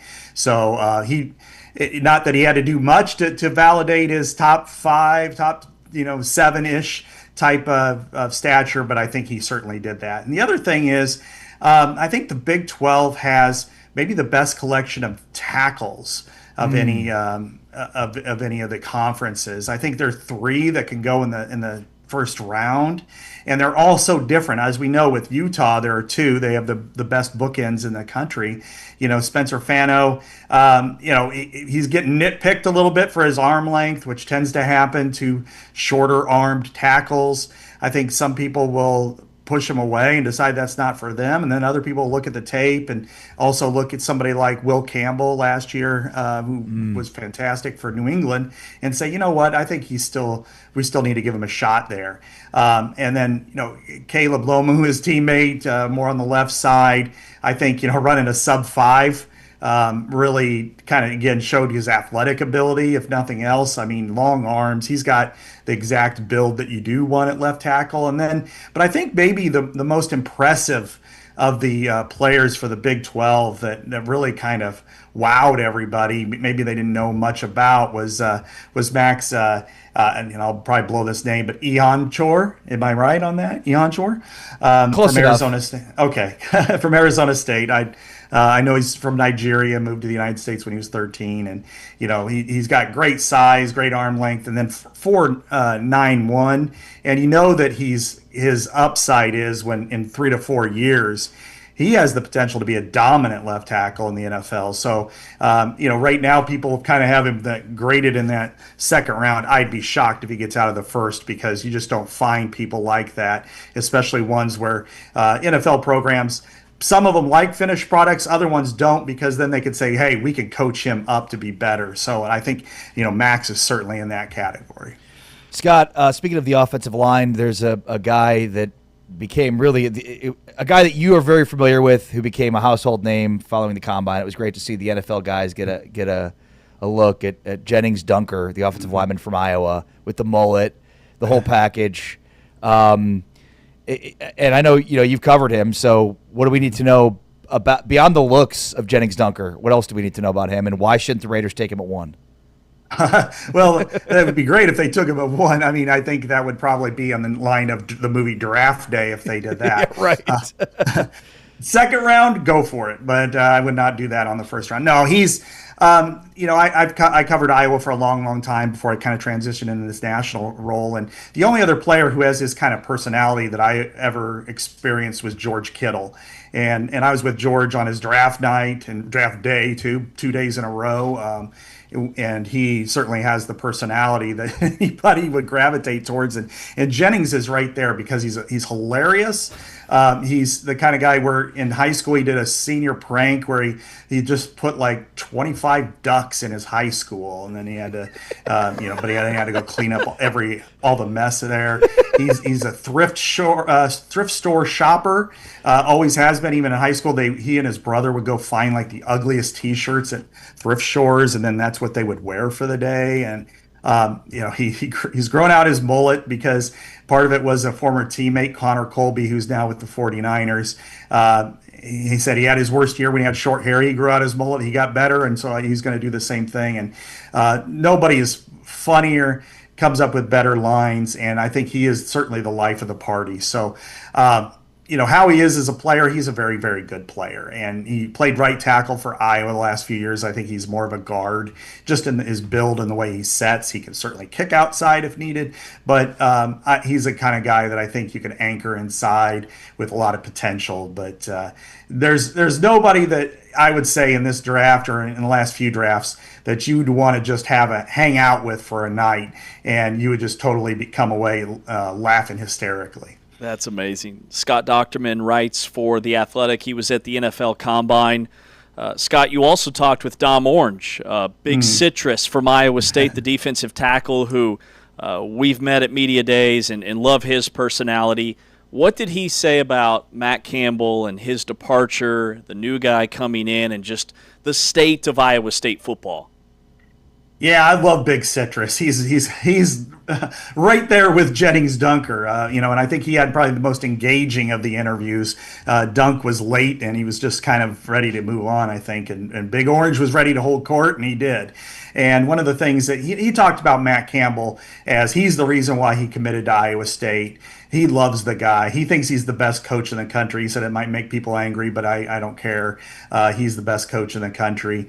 And but then he also said, about Penn State, he's like, I'm a Cyclone for life, but I've got a little Nittany Lion to me now, rooting for them. And I know Iowa State fans don't want to hear that too much, but he's and then when he didn't talk a whole lot about the new staff. I don't think he really knows Jimmy Rogers, and certainly with the exodus of about 50 plus players, it's hard for him to probably know many of them that are still around in Ames. But he hopes for the best. He used the words, "It sucks to see what happened to the program," and I think that's what's going to happen. It has happened to a lot of programs, including Penn State. When James Franklin left, they had a massive exodus as well, and I think that's kind of par for the course these days. But very entertaining, energetic guy. He wants any juice marketing team, an orange juice, whatever, Sunny D, he's here for it. So if you got citrus products, hit up the Big Citrus, because Dominic Orange will push your product, no question about it. Scott, have you been to the Combine before? Yeah, I've been to it about 10 times. So what are you looking for as somebody that, you probably learned a thing or two about what to look for, what to keep your eyes open for? What kind of stands out to you? I usually I'm pretty chained into the media interview areas, and there are a lot of things. I mean, it just kind of depends. It's strange, but some days I want to know more about a particular player, whether it's an injury or his growth pattern, how he's developed into that position, if he's had a kind of either a character issue or an injury or something like that. You want to kind of dig more into that. And then a lot of times what I focus on, and because I'm more on the college angle, and I did this year, is I wanted to talk to a lot of players about kind of the players that are replacing them, and who's going to be kind of the next great player and at their position. And so I did that a lot more probably with the Big Ten than most other leagues. But the thing is, it is a challenging environment for a couple of different reasons, because everybody's got their little agendas when they go there, and right. You only get a short amount of period of time. And probably the most antagonizing thing for me is you get a lot of NFL team reporters who, have you met with X? What would it mean to play with X former player? Like, I think I can't remember if it was David Bailey or not, but it's like somebody's like, what it would mean for you to play with Patrick Mahomes again? and you kind of like, well, what do you think he's going to say? He'd love it. He'd love to go play for the Kansas City Chiefs or any, and most of them say, I'd love to play for any NFL team. It's like, or they bring up some player that they played with 3 years ago. And it's like, how have you talked to him about the process? What would it mean for you to be able to play next to him? What's some of your memories with him? What is, what was the meetings like? And very, very rarely do you get any kind of information from those. It's more, and it just kind of interrupts what I'm trying to do, which aggravates me the most. But by and large, I mean, it is a good get to know you for a lot of players, and they're a little bit more vocal and open in this environment than they are in college, where they're pretty guarded, and especially during the season, they really focused on the task at hand. Scott, I know that Utah had a couple guys there, and you caught up with them, and they talked about the new leadership in Salt Lake City with Whittingham going to Michigan and Scally stepping in. What was the kind of overall vibe that you got on the future of Utah football with now Scally running the show? Yeah, I talked to Lander Barton, and he was really he praised Kyle Whittingham and thought that he really did a good job, but he was effusive in his praise of Morgan Scally. Just thinks that the way he coaches defense and the culture he infused on the Utah defense is now matriculating over throughout the whole team. And I don't think he meant it at all as a slight towards Kyle Whittingham, but it's just kind of the infectious attitude that Morgan and the attitude that Morgan Scally brings to Utah. He was able to really he's trying to build that throughout the whole team, that culture. And he said that they're having more culture type meetings, that everybody's really talking to one another and trying to build that togetherness at Utah, which can be challenging in some ways when you have such a statue type coach and Kyle Whittingham leaving, first retiring and then leaving, going to Michigan, that there could be kind of some fractures. But it seems like he's focused more on kind of bringing the team together at this point. And that's something that Lander Barton really praised. He thinks that it could be even more family type environment among everybody on the team now at Utah, even than it was before, and it was always really good. Yeah, that's definitely kind of the sense that we got from Morgan Scally and the way he spoke, just very open and transparent at his introductory press conference. Scott, man, thank you so much for popping on. Really enjoyed the content and hope to have you again soon. Thanks for having me. Appreciate you. Scott Docterman, a college football reporter for The Athletic. He's been to over 10 NFL combines. Great stuff on The Athletic about his experience there, all the guys that he talked to and what teams look for, and highlighted a couple of Big 12 guys when he spoke to some Utah athletes and linebacker Lander Barton. He talked to Dom Orange at Iowa State.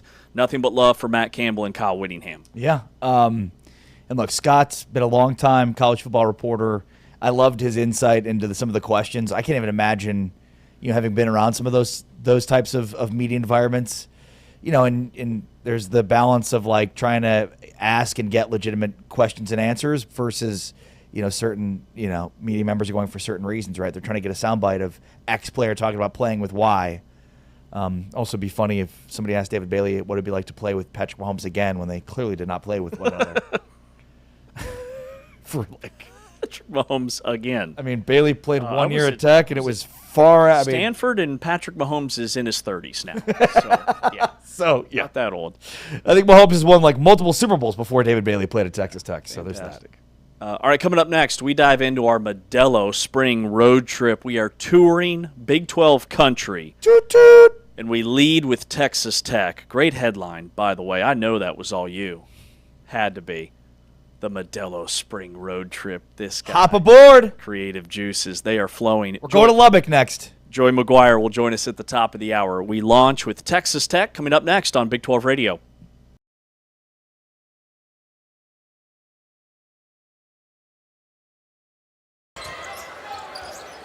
Here's the freshman Petty. Pulls up. Gets his own miss. Atwell for three. Got it. One of the best shooters, if not the best shooter in the Big 12. You leave him open, it's going through the nets. Nothing but net at that. Watts showing good patience. Now Atwell. Doesn't take him long. 15 on the shot clock. Out of the double team for one more. Atwell. Automatic. This game's been called a lot tighter in the second half than it was in the first half. Atwell left alone. He won this twice in a row. Ken Palm. But there's no way that a top 10 defense should be losing a guy like Atwell and letting him shoot wide open, uncontested three. And boy, there has been a lid on the rim for both teams. Here comes Anderson, one of the elite players in the country. Atwell, finally, Texas Tech. A little bit every so often in traffic, but watch him from the three-point stripe. Deadly. Mosley underneath. A clincher kick. This is Atwell showing the three-point stroke. It was Petty. Look at this pass. Tough catch. Petty runs out of real estate, somehow saves it. This is Atwell from 8. Splash! Texas Tech. It's been a big part of this double-digit first-half lead. Somebody's got to help right now. Look, beautiful pass to the corner. They get it to Atwell, and he connects from deep.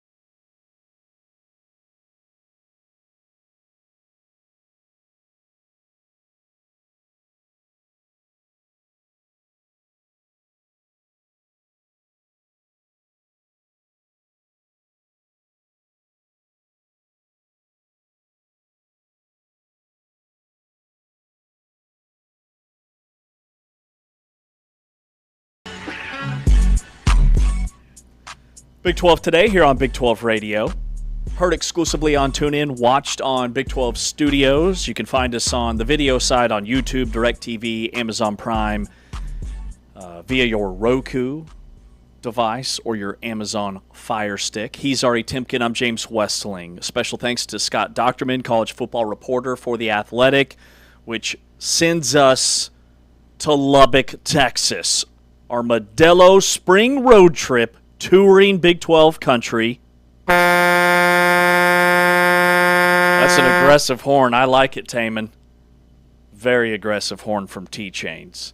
So we go out to Lubbock, part of our spring football preview, because Modelo fan rule number 31, off-season doesn't mean off. It means research. And off-season optimism is? You finish your own sentences around here, okay? Mandatory. I'm only going to do it once. You get one, okay? One of the two. You finish your own damn sentences, okay? What? Lazy bum. Why? Well, because you just can't do two straight, okay? That's a little bit. Why not? It's just a bridge too far for me. Why? Like, why does that make you so angry? I don't know. It feels like it just feels like I can sense it. There's steam pooling up underneath those headphones. Because I'm not your puppet. Don't make me say something twice. Not your puppet. That's teamwork. It's teamwork, and I will do it for you tomorrow. I will do it 3 times. I'm only doing it once. Okay. All right. I'm not even going to allow you to do now, it twice. Of all the boundaries you could have set, that's the one you choose. Yeah. I'm a man of very few boundaries. One-on-one later this afternoon. James made me do this Modelo. Well, it's the whole like. I did it 2 times. It's like you're like in a survey or in like a school. What's it called? Where they bring all the people together and it's like, I can't talk right now. But it just like don't make me. I never like authority figures, so it's like don't make me do that. Okay. Authority figures? I don't know. Okay. Oh, this is great. We'll unpack this later in the show. Yeah. All right, Texas Tech. I can't talk.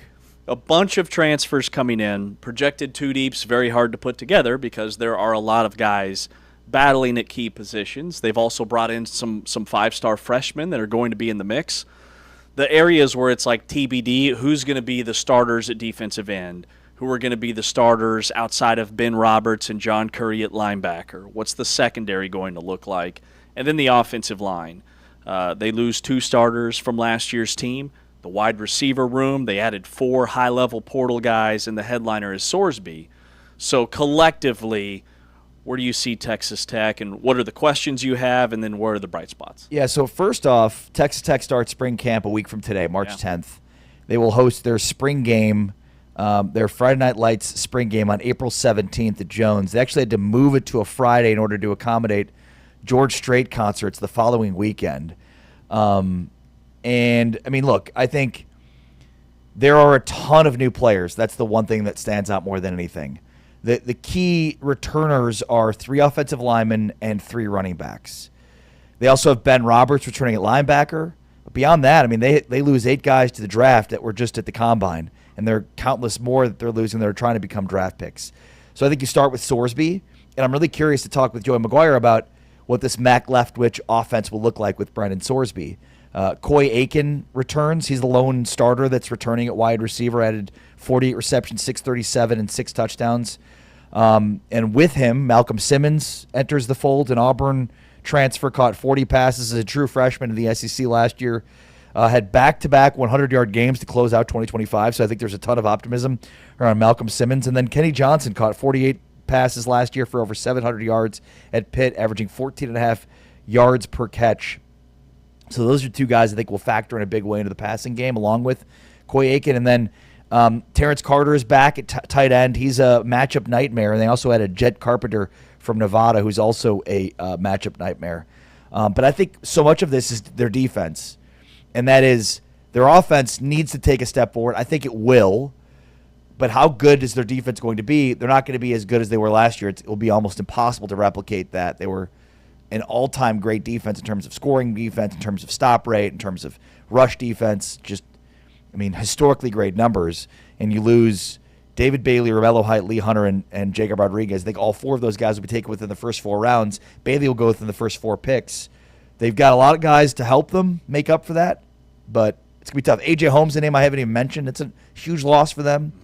So there's just a ton they lose, especially on the defense. Skylar Gill-Howard had a really nice combine. Yeah, good call. Skylar Gill-Howard's another one. I will say, when I look at their whole picture, and I look at the transfers that they brought in, and some guys coming back that, frankly, I had kind of forgot about. Bryce Pollock, their number 1 lockdown corner, is back. They add Davon Martin, who is 6'2", prototypical, rangy NFL corner, transfers up from UTSA, where opponents' passer rating was like barely 50 when he was targeted. The dude is phenomenal.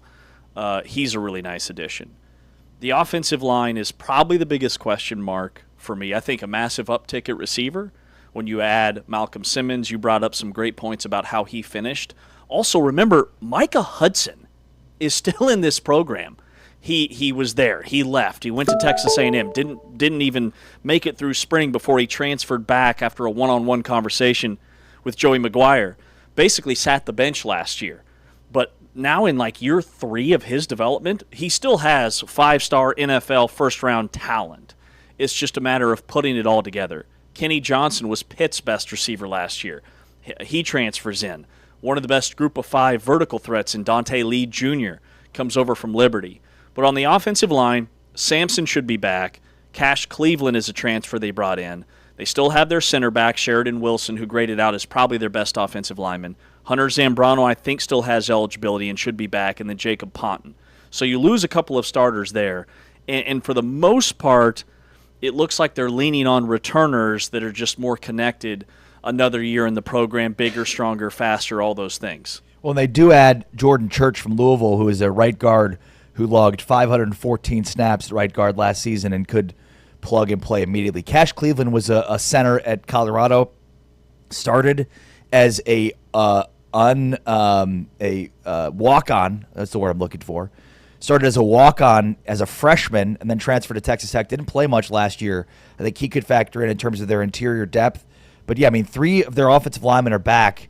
And, you know, they've got guys, to your point, that have been there that could plug it. They could plug into some of those spots, but they did add Jordan Church. And, you know, look, this is a good offensive line last year, but I think when push came to shove, like, they weren't up for it against a team like Oregon. And, you know, you want to certainly lend the lack of offensive firepower in that game to Barrett Morton, but I think it was a combination of their line wasn't as good as we thought it was going to be. So it's got to take a massive step forward. And again, the Morton to Sorsby deal is going to be really interesting because Morton just did not have a dual threat ability. Right? He could move around a little bit in the pocket, but this is not a guy that you had to account for in the running game. Sorsby's a guy that teams are going to have to account for in the running game. And when you also factor in the 3-headed monster at running back, 3 guys that were, you know, we didn't even see Quentin Joyner, and we'll see what he brings to the table. But, you know, between Williams and Cam Dickey, thank you. Like, they're going to have a very robust running game. I felt like in the college football playoff, the offensive line, we know Baron Morton didn't have a very good game. That's been well documented. He was basically playing on one leg, too. But also, I felt like they needed better receivers, more playmaking receivers. So that's probably the one position that I highlight where I'm like, they've got some dudes. We didn't even mention Jalen Jones from Alabama State, who was like the best receiver in the SWAC and the FCS level. And then, all right, let's look at the defense. But let me just say this about the receiver core. I think they re-upped. Like, I mean, you got 2 guys that just showed out at the combine, right? Mm-hmm. The issues at receiver, at playmaker last year, probably more attributable to the quarterback than anything else, and maybe even more so to the offensive line. You know, I think going into the college football playoff, we knew that there were some limitations with that offensive line, but I don't know that we thought it was as bad as it ended up being. Mm-hmm. Now, Joey McGuire, and we'll ask him this when he gets on with us here at the top of the hour, he told the 24/7 Sports affiliate that they do have 6 starters coming back on defense, 6 guys that they would classify as guys who were starters last year. Ben Roberts is one of the most underrated linebackers in the league. He had a massive Big 12 championship game against BYU. John Curry is back, the other linebacker that started for them. So you've got 2 guys there. You lose Rodriguez, but you bring in K-State transfer Austin Romaine, who's a 3-time All-Big 12 guy and brings almost 200 career tackles. Sure, losing Rodriguez, naturally there's going to be a little bit of a drop-off. I get that. But I think the linebackers are still going to be just as strong. And then on the defensive line, they bring in this defensive tackle, Martin Igorogba from Wake Forest. ESPN ranked him as the number 5 overall player, any position, in the portal. Pro Football Focus gave him a pass rushing grade that was 6th among power conference players in the country, any position. Now, he didn't have like all the stats, but he's a defensive tackle. He's an interior guy that just clogs up space, puts pressure on the quarterback. He had a ton of quarterback hurries. He's probably the number 1 guy I highlight defensively on that retooled defensive front. Yeah, no, I mean, he is definitely the, you know, aside from Brendan Sorsby, who, you know, is certainly a guy that garners the headlines, I'd say he's the, you know, 1B to Sorsby in terms of the headlines for what they were able to add, you know, in the portal along that defensive line. You know, look, I think they're not going to be as good defensively because they can't be, because that was a historically great defense. But how good can they be? They also, they added a couple of pass rushers, an Adam Trick from Miami of Ohio, and I think the guy that's going to be, the next David Bailey, if you will. Maybe not as good, but he's got a ton of potential. Is Trey White? Yep. That's Trey with a Y, not to be confused with the TRE White at Kansas. But two-time first-team All-Mountain West, 19.5 career sacks. And then also Washington defensive tackle Bryce Butler, 6'5", 320 pounds, an interior presence who adds immediate depth and power. I think when you look at Texas Tech's defensive line last year, you had like a every down defensive end. You had a space-eating defensive tackle until he got hurt in Skylar Gilhoward, and then A.J. Holmes filled in that spot. And then you had a interior rusher who could collapse the pocket from the inside in Lee Hunter, and then you had a pass rushing specialist in Romello Height. I think they followed that same blueprint. You had a multifaceted, defensive end. You had a pass rushing specialist. You had a space eater, and then you had a guy that can rush the passer from the interior. Let's look at their schedule. By the way, one more thing on offensive line that I forgot to mention. Mm-hmm. Felix Ojo, 6'6", 275 pounds, the number one offensive lineman in the state of Texas, 5-star, 82-inch wingspan. Does he crack that rotation? Does he become an immediate plug-and-play starter at tackle, especially given that they had started? I think the depth and competition they have in offensive line is going to be phenomenal this year. Much better. I think he's in the mix for sure. All right, their toughest game on paper is probably their Big 12 opener against Houston, but it's in Lubbock. They avoid Utah. They avoid BYU this year. They play Arizona State at home, who got them last year in Tempe. November 14th, they play at Oklahoma State. They play at Baylor. But to avoid BYU and Utah, I think it's a really favorable schedule for Texas Tech. If I asked, would you take the field or would you take a rematch of Texas Tech BYU in terms of your most likely Big 12 championship matchup? Rematch. Yeah. I would take a rematch. Yeah. All right, coming up next, we'll talk with the Commander-in-Chief of the Texas Tech program, head coach Joey McGuire joins us after this time out here on Big 12 Today on Big 12 Radio. It's our Texas Tech spring football preview to kick off our series, powered by Modelo.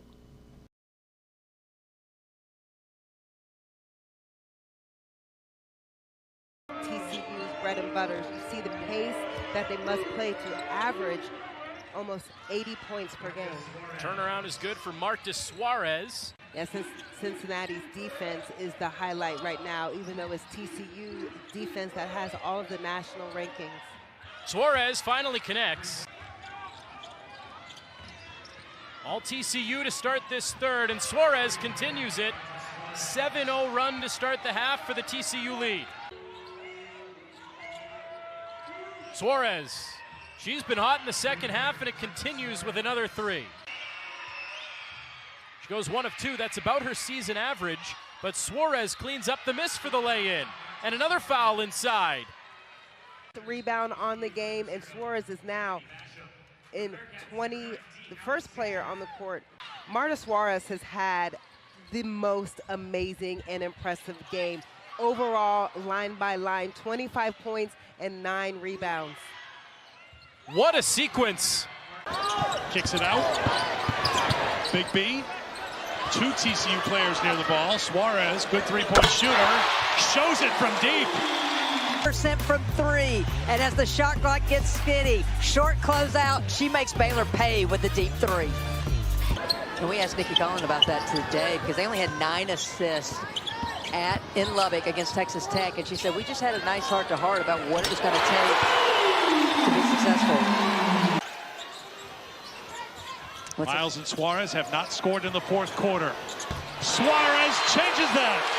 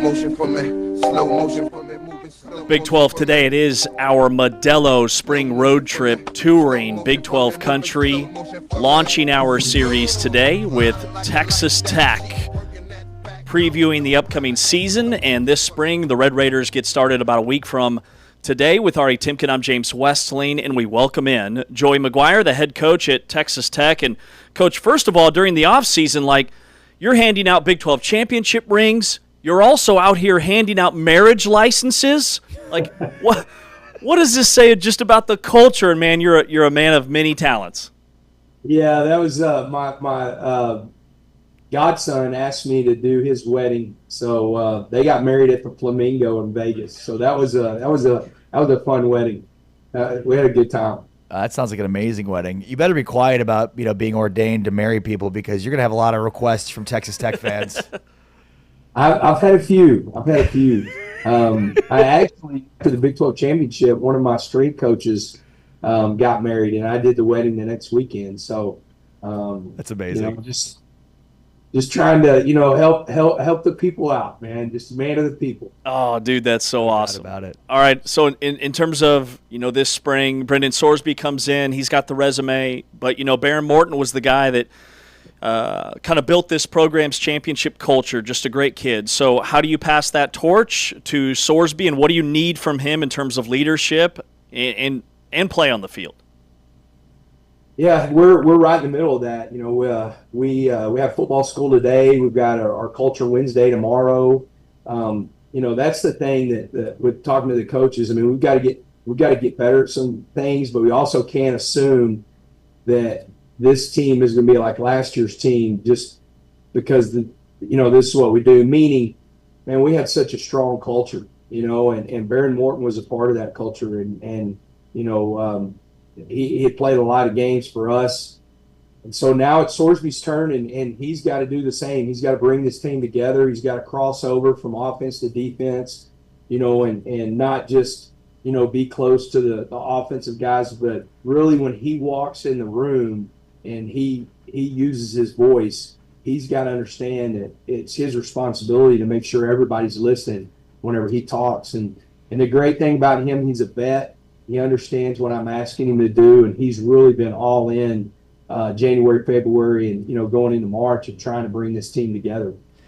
I'm really excited to see what this offense looks like with Mac and Brendan Sorsby. I'm just curious about the approach in terms of trying to generate an offense. It feels in the modern world like you kind of design offenses and change things throughout the offseason, but is it different with a quarterback that has a different skill set than what you had last year? Man, it's a little bit different, but one thing we talked to him about was we want him to come and thrive in our offense. And we felt like he matched the stuff that we wanted to do. And when I say that, meaning he could go to other places, and because he can run, then they would incorporate that. We'll incorporate it, but that's not what we're gonna major in. And that was one of the selling points. There's some people that are just gonna bring him in and they're gonna run him no matter what, and not really concerned about developing him. And that was not our case. We love that he can run, that he's mobile. I told him, I said, one of my favorite things about him is how he can extend plays, and he's probably the best whenever he's scrambling and, pulling the ball down to run. But that's something that just naturally happens versus coming out and having a bunch of run game in the game plan for our quarterback. That's not what we want to do. We want to keep, building this offense. And we put some good pieces around him, and then he's got some great pieces coming back, that he's really fired up about.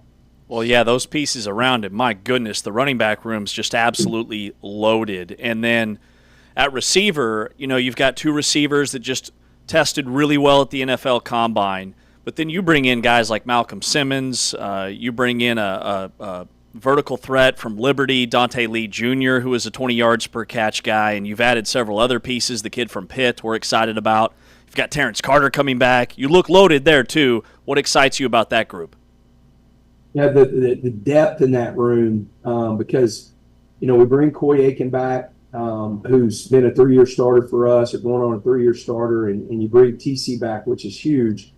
But then you add, like you said, you add Kenny Johnson from Pitt, you add those guys. And then our young guys, I mean, we felt really, really good about our freshmen that we brought in the year before, and Leighton Stone and Michael Deaver and Bryson Jones is going to be a dude. Tristan Gentry, all those guys got to play some last year, and then we added a couple more freshmen. Chase Campbell, who's a local kid who's just dynamic, 4-star, could have gone anywhere in the country and chose to stay at home. Those guys are looking really good. They're all mid-years, and so they're looking really good. So that I think the biggest thing, like when I talk about receiver, you're losing 2 guys that are going to play on Sundays. We added guys that are going to play on Sundays, but the depth, I think we're deeper than what we were last year in that room. So I'm excited about that. Yeah, I'm curious. Obviously, what a recruiting class you had. We've talked so much about your ability to recruit in the transfer portal, but how about the incoming freshmen, including Felix Ojo, 6'6", 275 pounds, number 1 offensive lineman in the state of Texas. How many, I think I read something about 17 early enrollees. So how many freshmen do you expect to be there at spring? And is Felix a guy that can compete to start right away?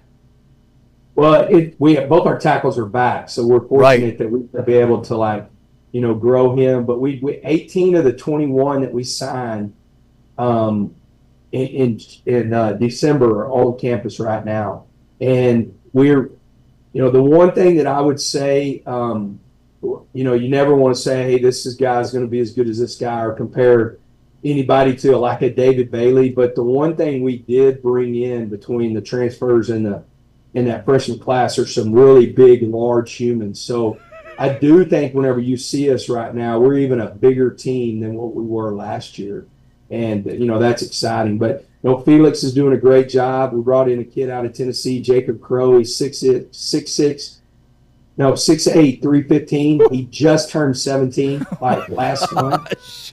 And Bryce Gilmore, J.J. Mays. We brought in some really, really good offensive linemen. They're all here and going through spring.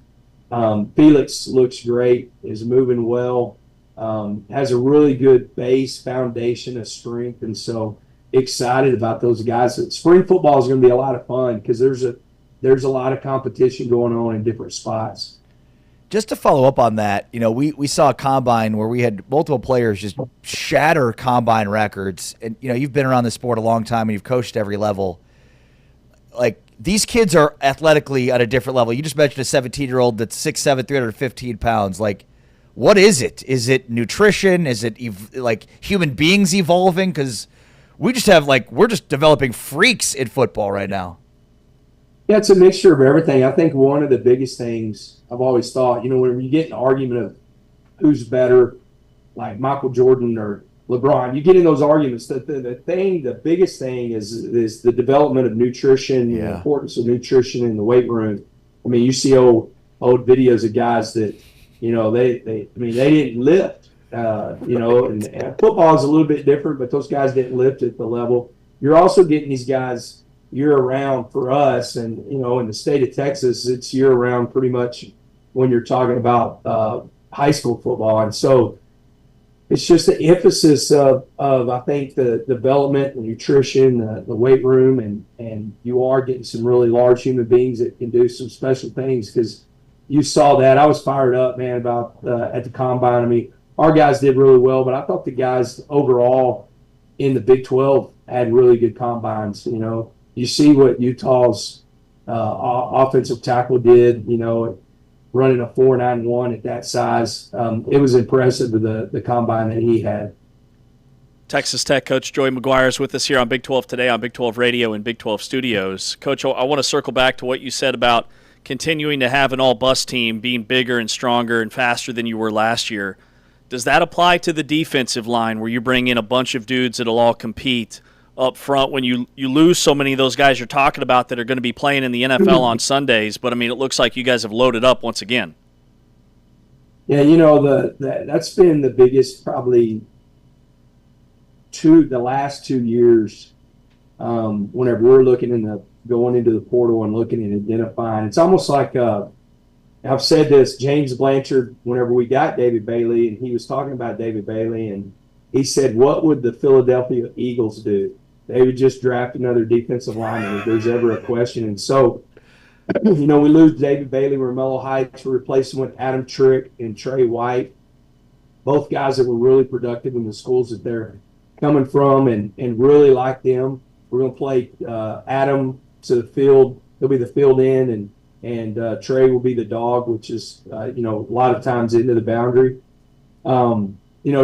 It's tough. Like, David Bailey's going to go probably in the top 5. So you're saying you can't say that you're replacing him, but you can replace his production. And then in the D line, we lose a guy like Lee Hunter, but you have AJ Holmes coming back, who was second team All-American. And then you add like that room, where that room is deeper. I think somebody can step up and really try to replace Lee. That's going to be tough to do, but what we are going to be able to do is we're going to be deeper. I mean, we're going to go really 6 deep that have played college football, our defensive tackle and shade or our nose. We really are. We're going to be able to go 6 deep. You added like young man out of Washington that played at a really high level, Bryce Butler. You added JoJo's coming out of Oregon State. I'm really excited about my team. He's coming from Wake Forest. And then, like I said, you got A.J. Holmes coming back that's going to be able to anchor that defensive line. We feel like we're going to be good up front, and really good up front whenever it comes to the defensive line. Yeah, well, it's so interesting because, it feels like it's going to be impossible to be as good defensively as you are. I mean, you guys were historically great defensively last year, right? Like there's a reason, So it's like, do you look at that kind of stuff and say like, well, we're going to be better on offense, maybe not as good as defense. You're still going to be good on defense. You just may not be historically great on defense. Well, it's going to be interesting because our bodies, we're a thicker defense, especially up front. So. I mean, we led the country in rushing yards allowed, and we may be better at stopping the run than what we were last year. So we always talk about, just because the bodies, the thickness, and the size of these guys, the thing that we always talk about is you stop the run to earn the right to rush the quarterback, and that was such a big part of last year. And so, we've got to do that. We're losing Jacob Rodriguez, who had a phenomenal combine. Yep. But we added a guy that a lot of people know in the Big 12, in Austin Romaine. So he'll go where Jacob is. We've got Ben Roberts coming back, who was the Big 12 MVP in the Big 12 championship, and then John Curry. So our front seven has a lot of experience playing football. The guy that's going to be hard to replace, we're counting on some young guys, is Cole Wisniewski. And, I was disappointed that the NFL chose not to invite him to the combine. I think he should have got invited because he's going to dominate our pro day. Our pro day is March 26th, and he's going to run really, really well.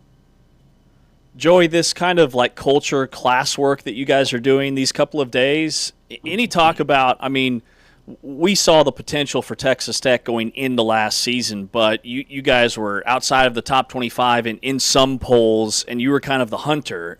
Now you're the hunted. Like, everybody's gunning for you guys. So how do you get your team ready for that? Well, we'll shift that in June. Right now, like if you go, we have the countdown clock like a lot of people do, and we got a big, walking into the locker room, a big countdown video board. And right now it's, all it says is me versus me. Like, we're just trying to become the best versions of ourselves. That's the concentration of everything that we're doing right now, is me versus me, focus on that. And then in June, we'll start shifting to our goals for the season of, defending the Big 12 championship. It hadn't been done since OU in 2019, 2020. And so we'll start talking about that. We'll start talking about, us getting better in the playoffs. But, right now it's really focusing on us and how we become, the team that we're trying to become and the people that we're trying to become, in this building. So we're really focused on that. And that's what spring football is anyway, man. It's the purest form of football. Like, we don't have to get ready for anybody. There's no pressure of game day coming or winning a Saturday, afternoon game. It's all about fundamentals and getting better at Texas Tech football, not really, who we're playing. And so that's what's fun about spring football.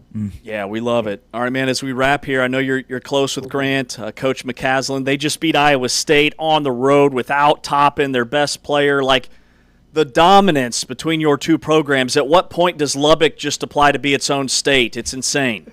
Well, I'm going to tell you, we recruit West Texas like its own state. We all have an area of West Texas, so that's one thing. But I'm so fired up for Grant. I really hurt for him. Anytime you lose a kid, anybody does. I sit here and watch guys around the country get hurt, and I just hate it for the teams because there's so much work that goes into what we're doing. Yeah. And JT is such a great person, man. He's just such a great person and so engaging. And whenever he got hurt, I hated it for him. But if there's anybody that could reel off some really good wins, that's what Grant does, man. I told Kirby whenever we found out about it, Kirby, our AD, our athletic director, I said, well, man, there's no basketball coach I'd want more than leading our team than Grant McCaslin, because he finds so many different ways to win, and he's had to do it at every level. And we had enough games, before the March Madness starts to where we could figure out what kind of team we are. And he's figured out he's a really good team. You hate losing Toppin, but, man, they're shooting the lights out of the ball, and Atwell stepped up, and, Christian's a stud. I mean, that guy's just he's such a stud. And so they're finding ways to win, and man, I wouldn't want to play them. It's going to be a great game tonight here at TCU because, TCU, they really need the win to have a quality win on their resume. But I imagine Grant's going to have the guys ready to go. Yep, well said. Awesome stuff. Man, we love talking to you guys. Joey McGuire, the head football coach at Texas Tech. Joey, thank you so much. Have a great rest of your week, and we'll talk again soon. All right, man. Thank y'all. Welcome. Thank you, Coach. See ya. Joey McGuire, the head football coach of Texas Tech, as we launch our Big 12 Modelo Spring Road Trip, touring Big 12 country. We kick it off with the Red Raiders. We'll react to some of Joey McGuire's comments coming up next. He's Ari, I'm James. This is Big 12 Radio. Short field.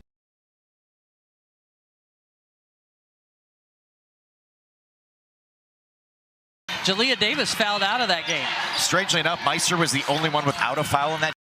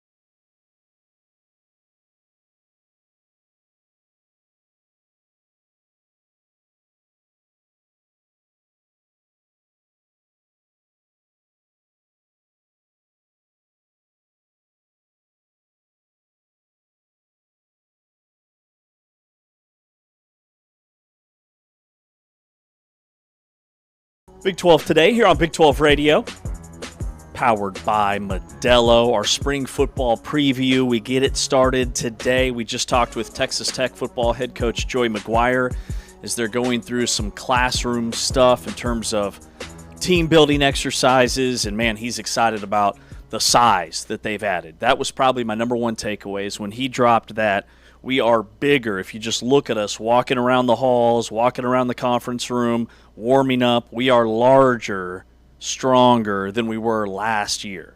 Well, and he mentioned 18 of the 21 signees from that December recruiting class are all on campus right now. And so I think that was a big part of what he was referencing, too, in terms of having large human beings. He referenced a 17-year-old from Tennessee who's 6'7", 315 pounds. Also, I mean, on the size piece, he mentioned, quote, we're a thicker defense, especially up front. We may be better at stopping the run because of the thickness and pure size up front, which this was the number one defense in college football last year at stopping the run. Now, the caveat to that, and I would have pushed him on this, and I probably will at Big 12 Media Days coming up in July. But they don't have Jacob Rodriguez. And so a big part of their run-stuffing defense was that nobody got past Rodriguez. Like, his ability to go sideline to sideline. Like, if that defensive line stopped everything that came up the middle or came from a running perspective. But if they didn't, it was Rodriguez that cleaned it up.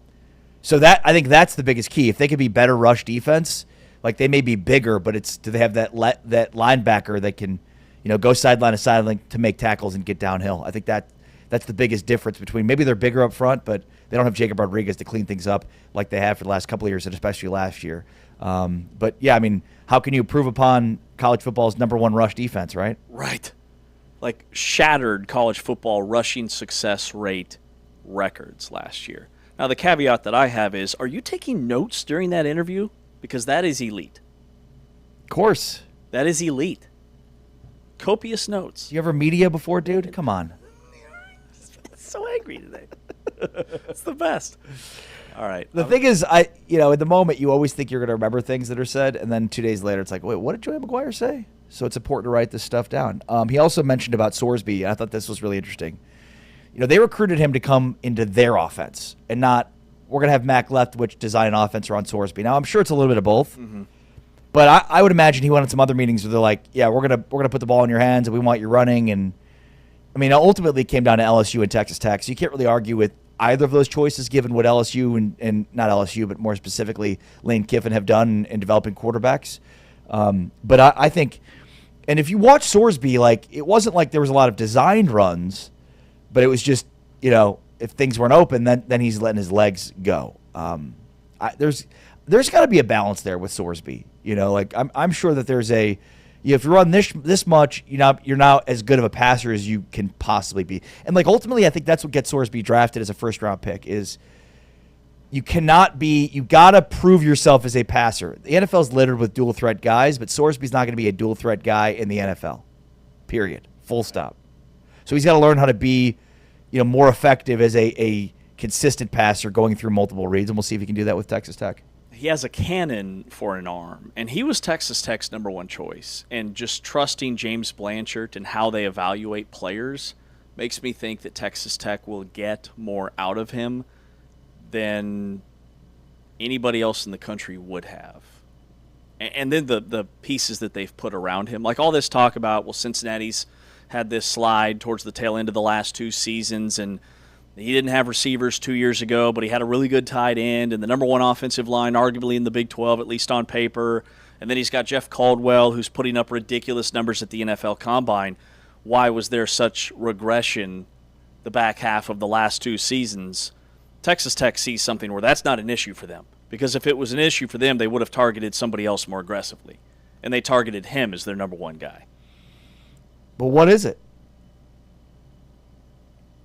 Is it Scott Satterfield? Is it? I mean, it's.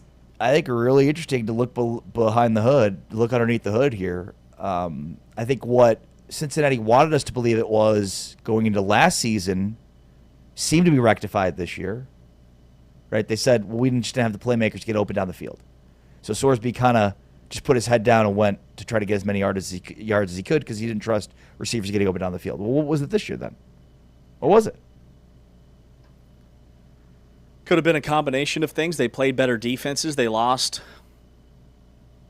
their top 2 running backs to injuries late in the year. I think that was part of it, but I don't know. That's a great question. No, and I think like most things, you're right. It's never simplistically, one thing. Right. It's many things.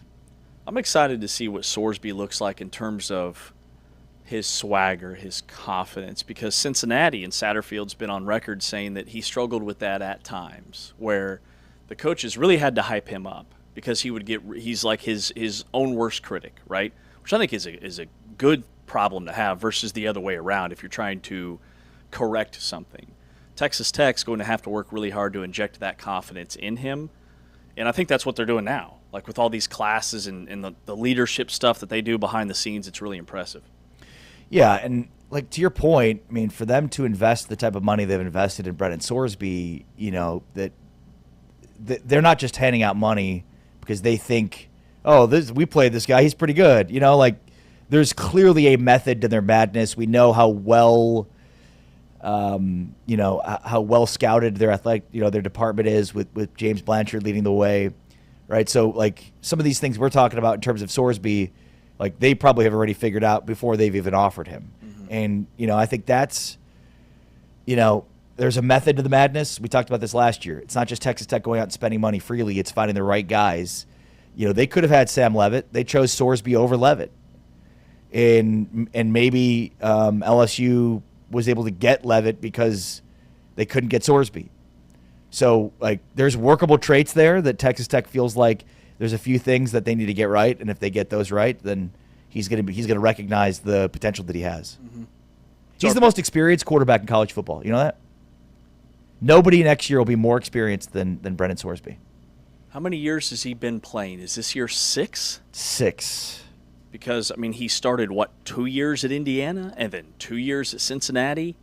He's a veteran guy, which is par for the course for Texas Tech. They bring in these veterans to kind of cap off everything else. The other thing about Texas Tech that I think goes overlooked, and you brought this up during the interview, Texas Tech has recruited at a high level and found guys that they're really excited about that were high 3 stars or low 4 stars, or in the case of some, not on anybody's radar, but they're track and field stars in high school.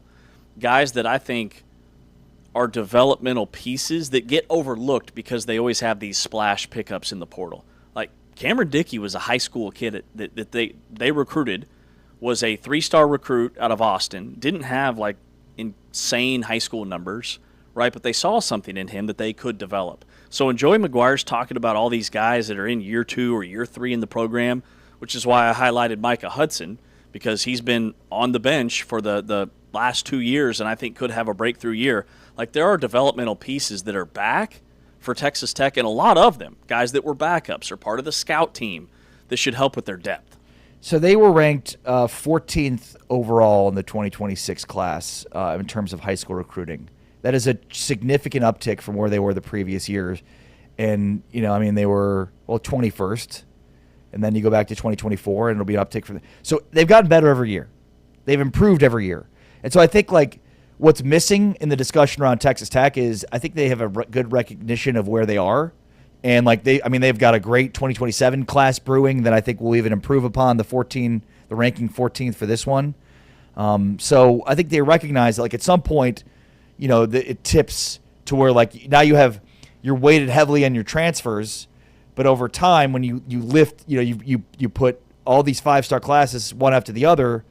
Now all of a sudden you're transferring, you're playing less in the portal and investing more of your money into high school recruiting. And that's the key because you just lost David Bailey. You just lost Mello High. You just got them and now you're just losing them.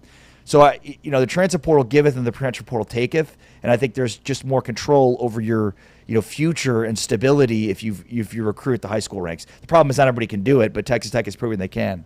So you said this year's high school class is ranked 14th in the country? Yes. And last year was what, top 25? 21st, yes. The year before, 2024, they were 25th. So they've put together 3 consecutive top 25 high school recruiting classes. That part has very much been overlooked. And they just won their first Big 12 championship, right? So they've proven that out now. that they can do it. By the way, yeah, Jacob Crow is listed via his 24/7 profile at 6'8", 290 pounds. But Joey told us he's on campus at 6'7", 315 pounds. He is a 3-star recruit. An offensive tackle from Alcoa, Tennessee. 17 years old, 6'7", 315 pounds. I don't know what a 4 or a 5-star looks like, but my goodness. And that's a prime example of what they do in terms of finding hidden gems at the high school level. Their starting right tackle this year, a guy who started last year, is Jacob Ponton, who is 6'8", 305 pounds, and was a 3-star prospect out of high school. Not even in the top 100 in the state of Texas. Another name to know, by the way, too, would be Chase Campbell, the 4-star wide receiver coming in from Wolfworth, Texas, 6'1", 180 pounds. Because they've got openings at wide receiver, they did bring in some portal entries, but there's going to be some interesting competition, and I think Campbell's a guy that can immediately step in and potentially be a guy that can can play right away. And that's the thing. Like 2 years ago, they still won 8 games. They had their best regular season since 2009.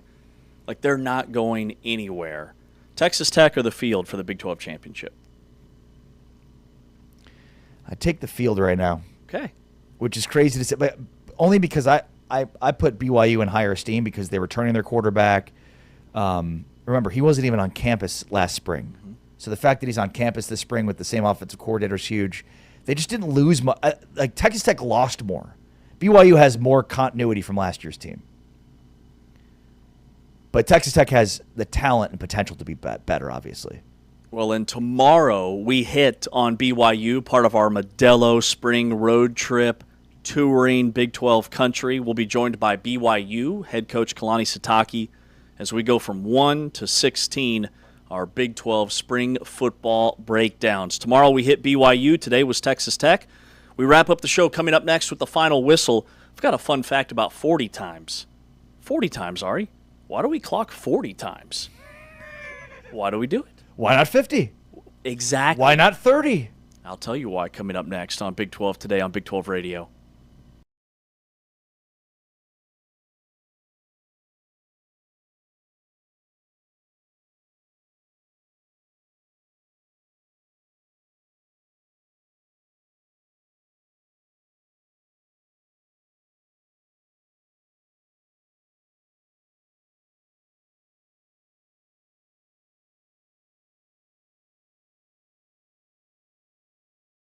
And the finish. Forcing you to make a bad decision. Evans, shot clock already down under 10. Get it to Davis. She drives. Pass. Malone up and good. And her tenacity did not allow that inbounds pass. Kansas breaks the pressure. Davis drives to the hole and finishes. 7.5 minutes to go. 4 players now with 4. Kansas breaks the pressure. Williams to Davis and the finish. And since she's been healthy, Kansas is a different type of team. Haley Timmer finding Whiting. Caught in the paint. Wide open, easy layup. Had a triple-double against Iowa State their last game. Randy Schneider trying to get his team back in rhythm in the second half here. Davis and doing just that immediately. Dominant force, the ball down on the block. Good position, moving a cot up. Last 4 in right now with a 45 net, and Kansas at 49. Kansas here with 10 minutes to play has a lot of work to do to get this win.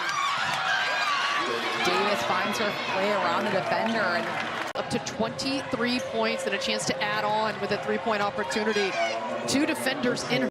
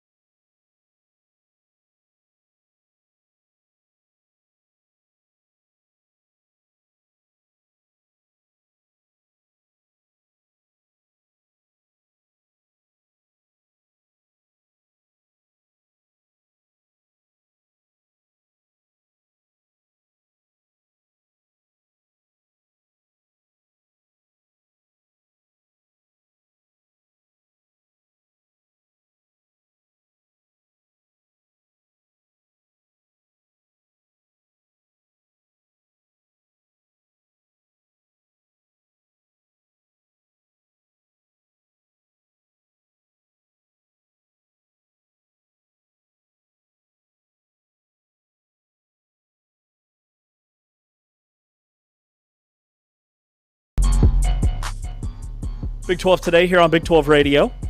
This is the final whistle. We thank all of our guests. We had Joey McGuire, the head football coach at Texas Tech. We had Scott Docterman, college football reporter for The Athletic, who has been to over 10 straight NFL combines. And then in hour number 1, Jason Scheer joined us, the senior editor and publisher of WildcatAuthority.com, to celebrate Arizona's win over Iowa State to clinch the Big 12 regular season title. All right, before the break, I told you I had a fun fact, Ari, about 40 times. Why do we run a 40-yard dash? Why not 10? Why not 100? Why not 50, like you said before the break? You want the history lesson? Why not 60?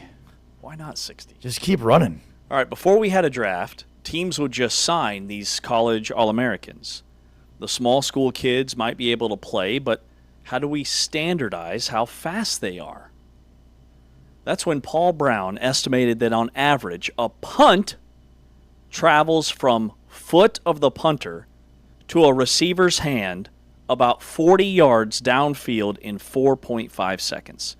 It's a punt gunner drill. Gil Brandt took it from him, and that was when the first ever NFL scouts went to find talent. That's what they were looking for, special teams gunners. So when they opened the combine back in 1982, NFL GMs said, let's make these kids run 40 yards to standardize the test. Special teams. That's why we run 40 times. Wow. Interesting. I mean, what a bizarre thing to never evolve, right? And it I think it's just branding, right? Like the 40-yard dash became branded as the ultimate race, the ultimate time. That's really interesting. And then on top of that, like because of that, now like certain times are just like you rub a sub 4.540, but like so if you change it to a 30, what is like is it a sub 3.5 then? Like what, like right. What it's just easy to be like I can tell how fast this guy is based on his 40 time. And it's funny because it almost feels like it extends far beyond football. Like if you wouldn't have said anything, I might have thought it was just like an invention in track and field that they just adopted in football. Mm-hmm. It's funny too. Again, like all these years, like we never changed. Like we Since never thought. 1982. Like, maybe we should look at this. Like what on average is the depth a wide receiver is going to run? Straight line. 5, 10, 15 yards. I guess there's opportunities for 40 if you're just going straight fly pattern, right? The 40-yard dash is best for safeties, corners, wide receivers, tight ends. Safeties and tight ends less so, wide receivers and corners more so. That's about it. Every other position, you're looking for short area quickness, short area explosiveness. And you said the 10-yard split is splitting that 40. It's not a separate drill. Correct. You're just looking at the 10-yard chunks of the 40. Correct. Yes. What do you do in the first 10 yards of your 40? Which you'd think it's relatable to how fast you're on the 40, and it's not always. Sometimes guys can get off to slower starts and finish well. And that's, again, the importance of that 10-yard split. And I think the 10-yard split is also important relative to the 40, meaning if you're drafting a defensive lineman, you want him to be his best at his 10-yard split. So if he's got a bad 40 but a great 10-yard split, that's exactly what I'm looking for, right? Short area quickness, explosiveness off the line of scrimmage. If the opposite's true, like his 10-yard split's not great, but his 40 is good, that seems more deceiving. I don't need him running that far. He's not as good in short area quickness. He's not as explosive off the bat. That's a tell. So sometimes you can look at a guy's 40 time and be like, well, what was his 10-yard split? Especially defensive line or linebacker or offensive line positions that you want, short area quickness, short area explosiveness. So it's not always relatable to if you've got a good 10-yard split, you're going to have a good 40. Sometimes it's not. I remember, I think I brought this up last week, Bernard Pollard had like the worst 40 among safeties in NFL history, but the Chiefs took him in the second round because he had a great split, and he ended up being a Pro Bowl safety. I'm at the point where I used to be a huge 40 guy. Man, I loved the 40. Like Chris Johnson back in the day, East Carolina, running like a 4. Devin Archer, the Kent State returner, ran like a 4.2 or something crazy, or a 4.19. But now, as this has evolved, I'm a big 10-yard split guy. Big 10-yard split. It's like if there's a split, it's got to be 10 yards, and I want those times. I mean, when the Chiefs drafted dude, just make sure to check on that 10-yard split. At the draft coverage, they're going to be talking about the 40-yard dash. Please. Anybody can run 40 yards. It's 10 yards. That's the split that matters. All right, you asked the question of a wide receiver. Maybe we should power rank splits this week. like all-time splits, Yeah, or could be a 7-10, could be a recent banana. combines? Oh, could be just a splits in general. 10-yard split, could be splitting your pants. I don't know. Write that down. I like that idea. We should power rank tomorrow the top 5. What is tomorrow? Tuesday? Tomorrow's Wednesday. Tomorrow's Today's Wednesday, Tuesday. so we're going to do it tomorrow. We're going to do it tomorrow. We're going to do it live. We're going to power rank the top 5 splits. Top 5 splits. Like, already just took all the good ones, but that's okay. It's marked down. It's National Sons Day tomorrow, too. I mean, National Sons Day. Heads up. Okay, Yeah. a lot of things we We can all do have there. sons in this room. S-O-N. Not like Sunshine. sunshine. I mean, we could rank the top 5 sunshines. Top 5 sons. Top 5 sons, yes, just many- that in general. How many sons? What would we do on National Sons Day? I mean, I could power rank my kids. Yeah. Just like 1 through 5. That's a good idea. Just like my favorites. Yeah, oh yeah. 1 through 5. But sons. Well, there's 4 there. Correct. There's 4 there. So top 4 sons. Yeah, why would you be power My ranking your could be daughter like on Sons Day? Honorable mention. I don't know. She's a baller. She's, I don't know. She No, could just be in the mix. I She don't want could to be. exclude Nobody her. said it's like Baller Day. I don't It's wanna Sons exclude Day. her. Come on now. She's not a son. She's the oldest. She's our ringleader. I'm not denigrating. She could be a baller. That's neither here nor there. Dude, I power rank our kids all the time. All the time. My wife have this little like side thing going on where when they're all together, we power rank them in real time. Like some kids acting a fool be like, that's number 5. He's 5th on the list. Not even close. My kids ask me all Get the it time. together. My kids ask me all the time who my favorite is, and I'm like, it changes. It changes. You ever give them a name? Yeah, well, yeah. So then one asks, who is it right now? And I said the opposite. Why? Because you just asked me. So now I like the other one better. And then when he started gloating, I was like, oh, now I like him. Too much gloating. There you go. Yeah. Foster a little competitive spirit between the They're two. fighting for my love in order for me to lift them as my favorite son. Oh, that's perfect. That's perfect. You won't have any issues with that down the road. That's the way to go. All right. An NFL wide receiver runs about 1.25 miles per game total. That works out to somewhere in the neighborhood of about 15 to 20 yards of physical movement per route. Average depth of target for a typical NFL wide receiver ranges from about 8 to 12 yards. 8 to 12, there's your number. But we're running 40s. Yeah. Yards run per route. 1.5 to 2 yards per route. I don't know what that means. I thought that's what I just said. Doesn't really make any sense. You wrote down on the rundown birthday things, free things. Oh, yeah. Today's my son's birthday. Happy birthday. He is 6 today. So you're power ranking your sons, your 6-year-olds? He's at the top. He's number 1 today. Easily. Got a couple gifts for him. I was trying to wrap these things last night. I was having a hell of a time. I finally just went and got the duct tape. I duct taped it. He loves to open packages. I said, I'm going to wrap this gift. Duct tape? Duct tape. Yeah, I wrapped it in duct tape. Are you a psychopath? It's not fully wrapped. He'll have no problem. What's wrong with Scotch tape? Did nobody ever teach you how to wrap gifts? Again, God. Shocked that makes you angry. One of the more underrated skills that I have, gift wrapping. Okay, you're wrapping all the gifts. No. I'd say all of them. It's just a underrated skill that I possess. My wife loves to wrap gifts. Well, it's her definitely a female trait, with all apologies. No, I don't. That didn't jump in my mind. I think you'd be a fantastic primary gift wrapper. I'm just saying each people household do get surprised. Each household has a primary gift wrapper. The thing is, my wife's a better gift wrapper than I, but it's just an underrated skill that I possess. That's all I'm trying to say. I'm a very skilled person. One of them is gift wrapping. Dainty hands. It's it's the sides. You gotta curve it over, flip it up. It's the key. It's where people go wrong, right? You can get you can fold the paper in half. You can wrap it around. It's the sides or the ends, if you will, that's where really screw people up. That's where I struggled, man. I was just shoving stuff in there. Yeah. That's where I said, I've got to go get the duct tape. The packing tape wasn't cutting it. Wasn't getting it done. Packing tape? Got to get the duct tape. Scotch tape. What are we doing here? It wasn't going to hold it together. Do they not have Scotch tape at Topeka, Kansas, James? You're looking at me like I'm talking Masking French tape. to you. No, we go all in on the packing tape. Yeah. Free things, I wrote that down because on my way in I was trying to think, what am I going to listen to? And I've been on the hunt for some audiobooks, but I only want free audiobooks. I don't want to pay for an audiobook. And then I got to thinking, it's $2 or $3. What's the, why is, we just have this mental block where some things, if you get a taste of something that's free, like free shipping, you never want to pay for it again. Yeah. And for me, that's audiobooks. Baggage fees. Baggage fees. Don't you remember flying when you didn't have to pay a baggage fee? I haven't paid a baggage fee since '92. Yeah, well, you're going to be paying baggage fees here, Southwest. What's up with that? You do not know? You didn't know? What, with the assigned seats come baggage fees? Yes. You just realizing this? Absolutely, yeah. I don't check bags.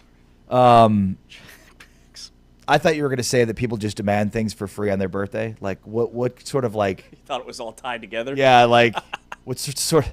Like, it's my birthday. Give me free stuff. What can you give me that's free? It's my birthday today. That's also accurate. Like, you go to a restaurant, it's like, yeah, give me dessert for free. It's my birthday. Give it to me now and sing to me. Give it to me and sing to me. It's my birthday. You seem like are you a big sing for me guy? No, not. You don't want to draw attention to your birthday? I'm a big sing to my friends I'm with birthdays. Okay. Yeah, that feels right. Oh, yeah. That's you got to, like, go, like, sneakily go to the bathroom, like, very sly, like, hey, by the way, the guy in the red shirt, it's his birthday. And then they look at you like, cool. You know, I'm sure there's hundreds of thousands of people whose birthdays today. What do you want? You know what I mean? You haven't been to a Texas Roadhouse. Like, the server looks like what am I supposed to hit, like, some special button and, like, a bunch of people come out and, like, okay, cool. Like, yeah.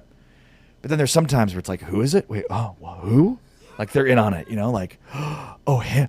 Oh, it's his birthday? Wait staffs, they typically do get very excited about it. No, it depends. Especially at Texas Roadhouse.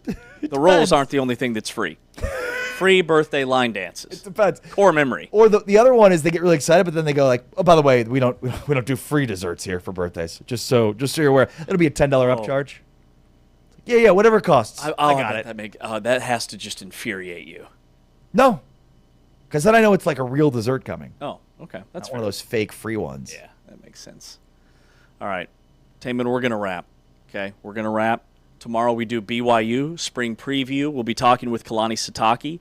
Cannot wait to dive into what BYU has coming back with Bear Bachmeier and LJ Martin. BYU, are they your pick right now? Should they be the favorite next year? I haven't made my pick yet. Okay. But yeah, I'm leaning towards them being the favorite given what they return relative to what Texas Tech returns. Texas Tech brought in a ton of talent, but in terms of the returning ratio, BYU is better in that way. Now, with that being said, Texas Tech trucked BYU twice last year. So BYU's got to prove it. Well said.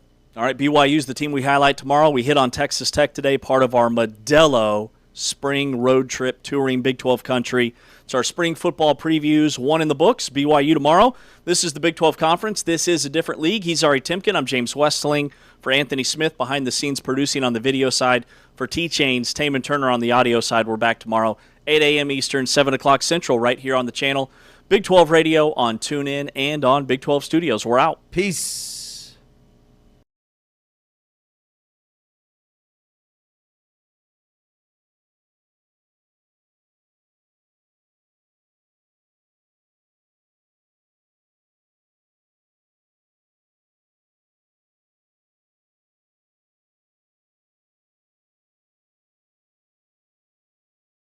Barber all with 2 fouls, and Cannon has 3 for the Cougars. Gibb gets the friendly roll, and after it's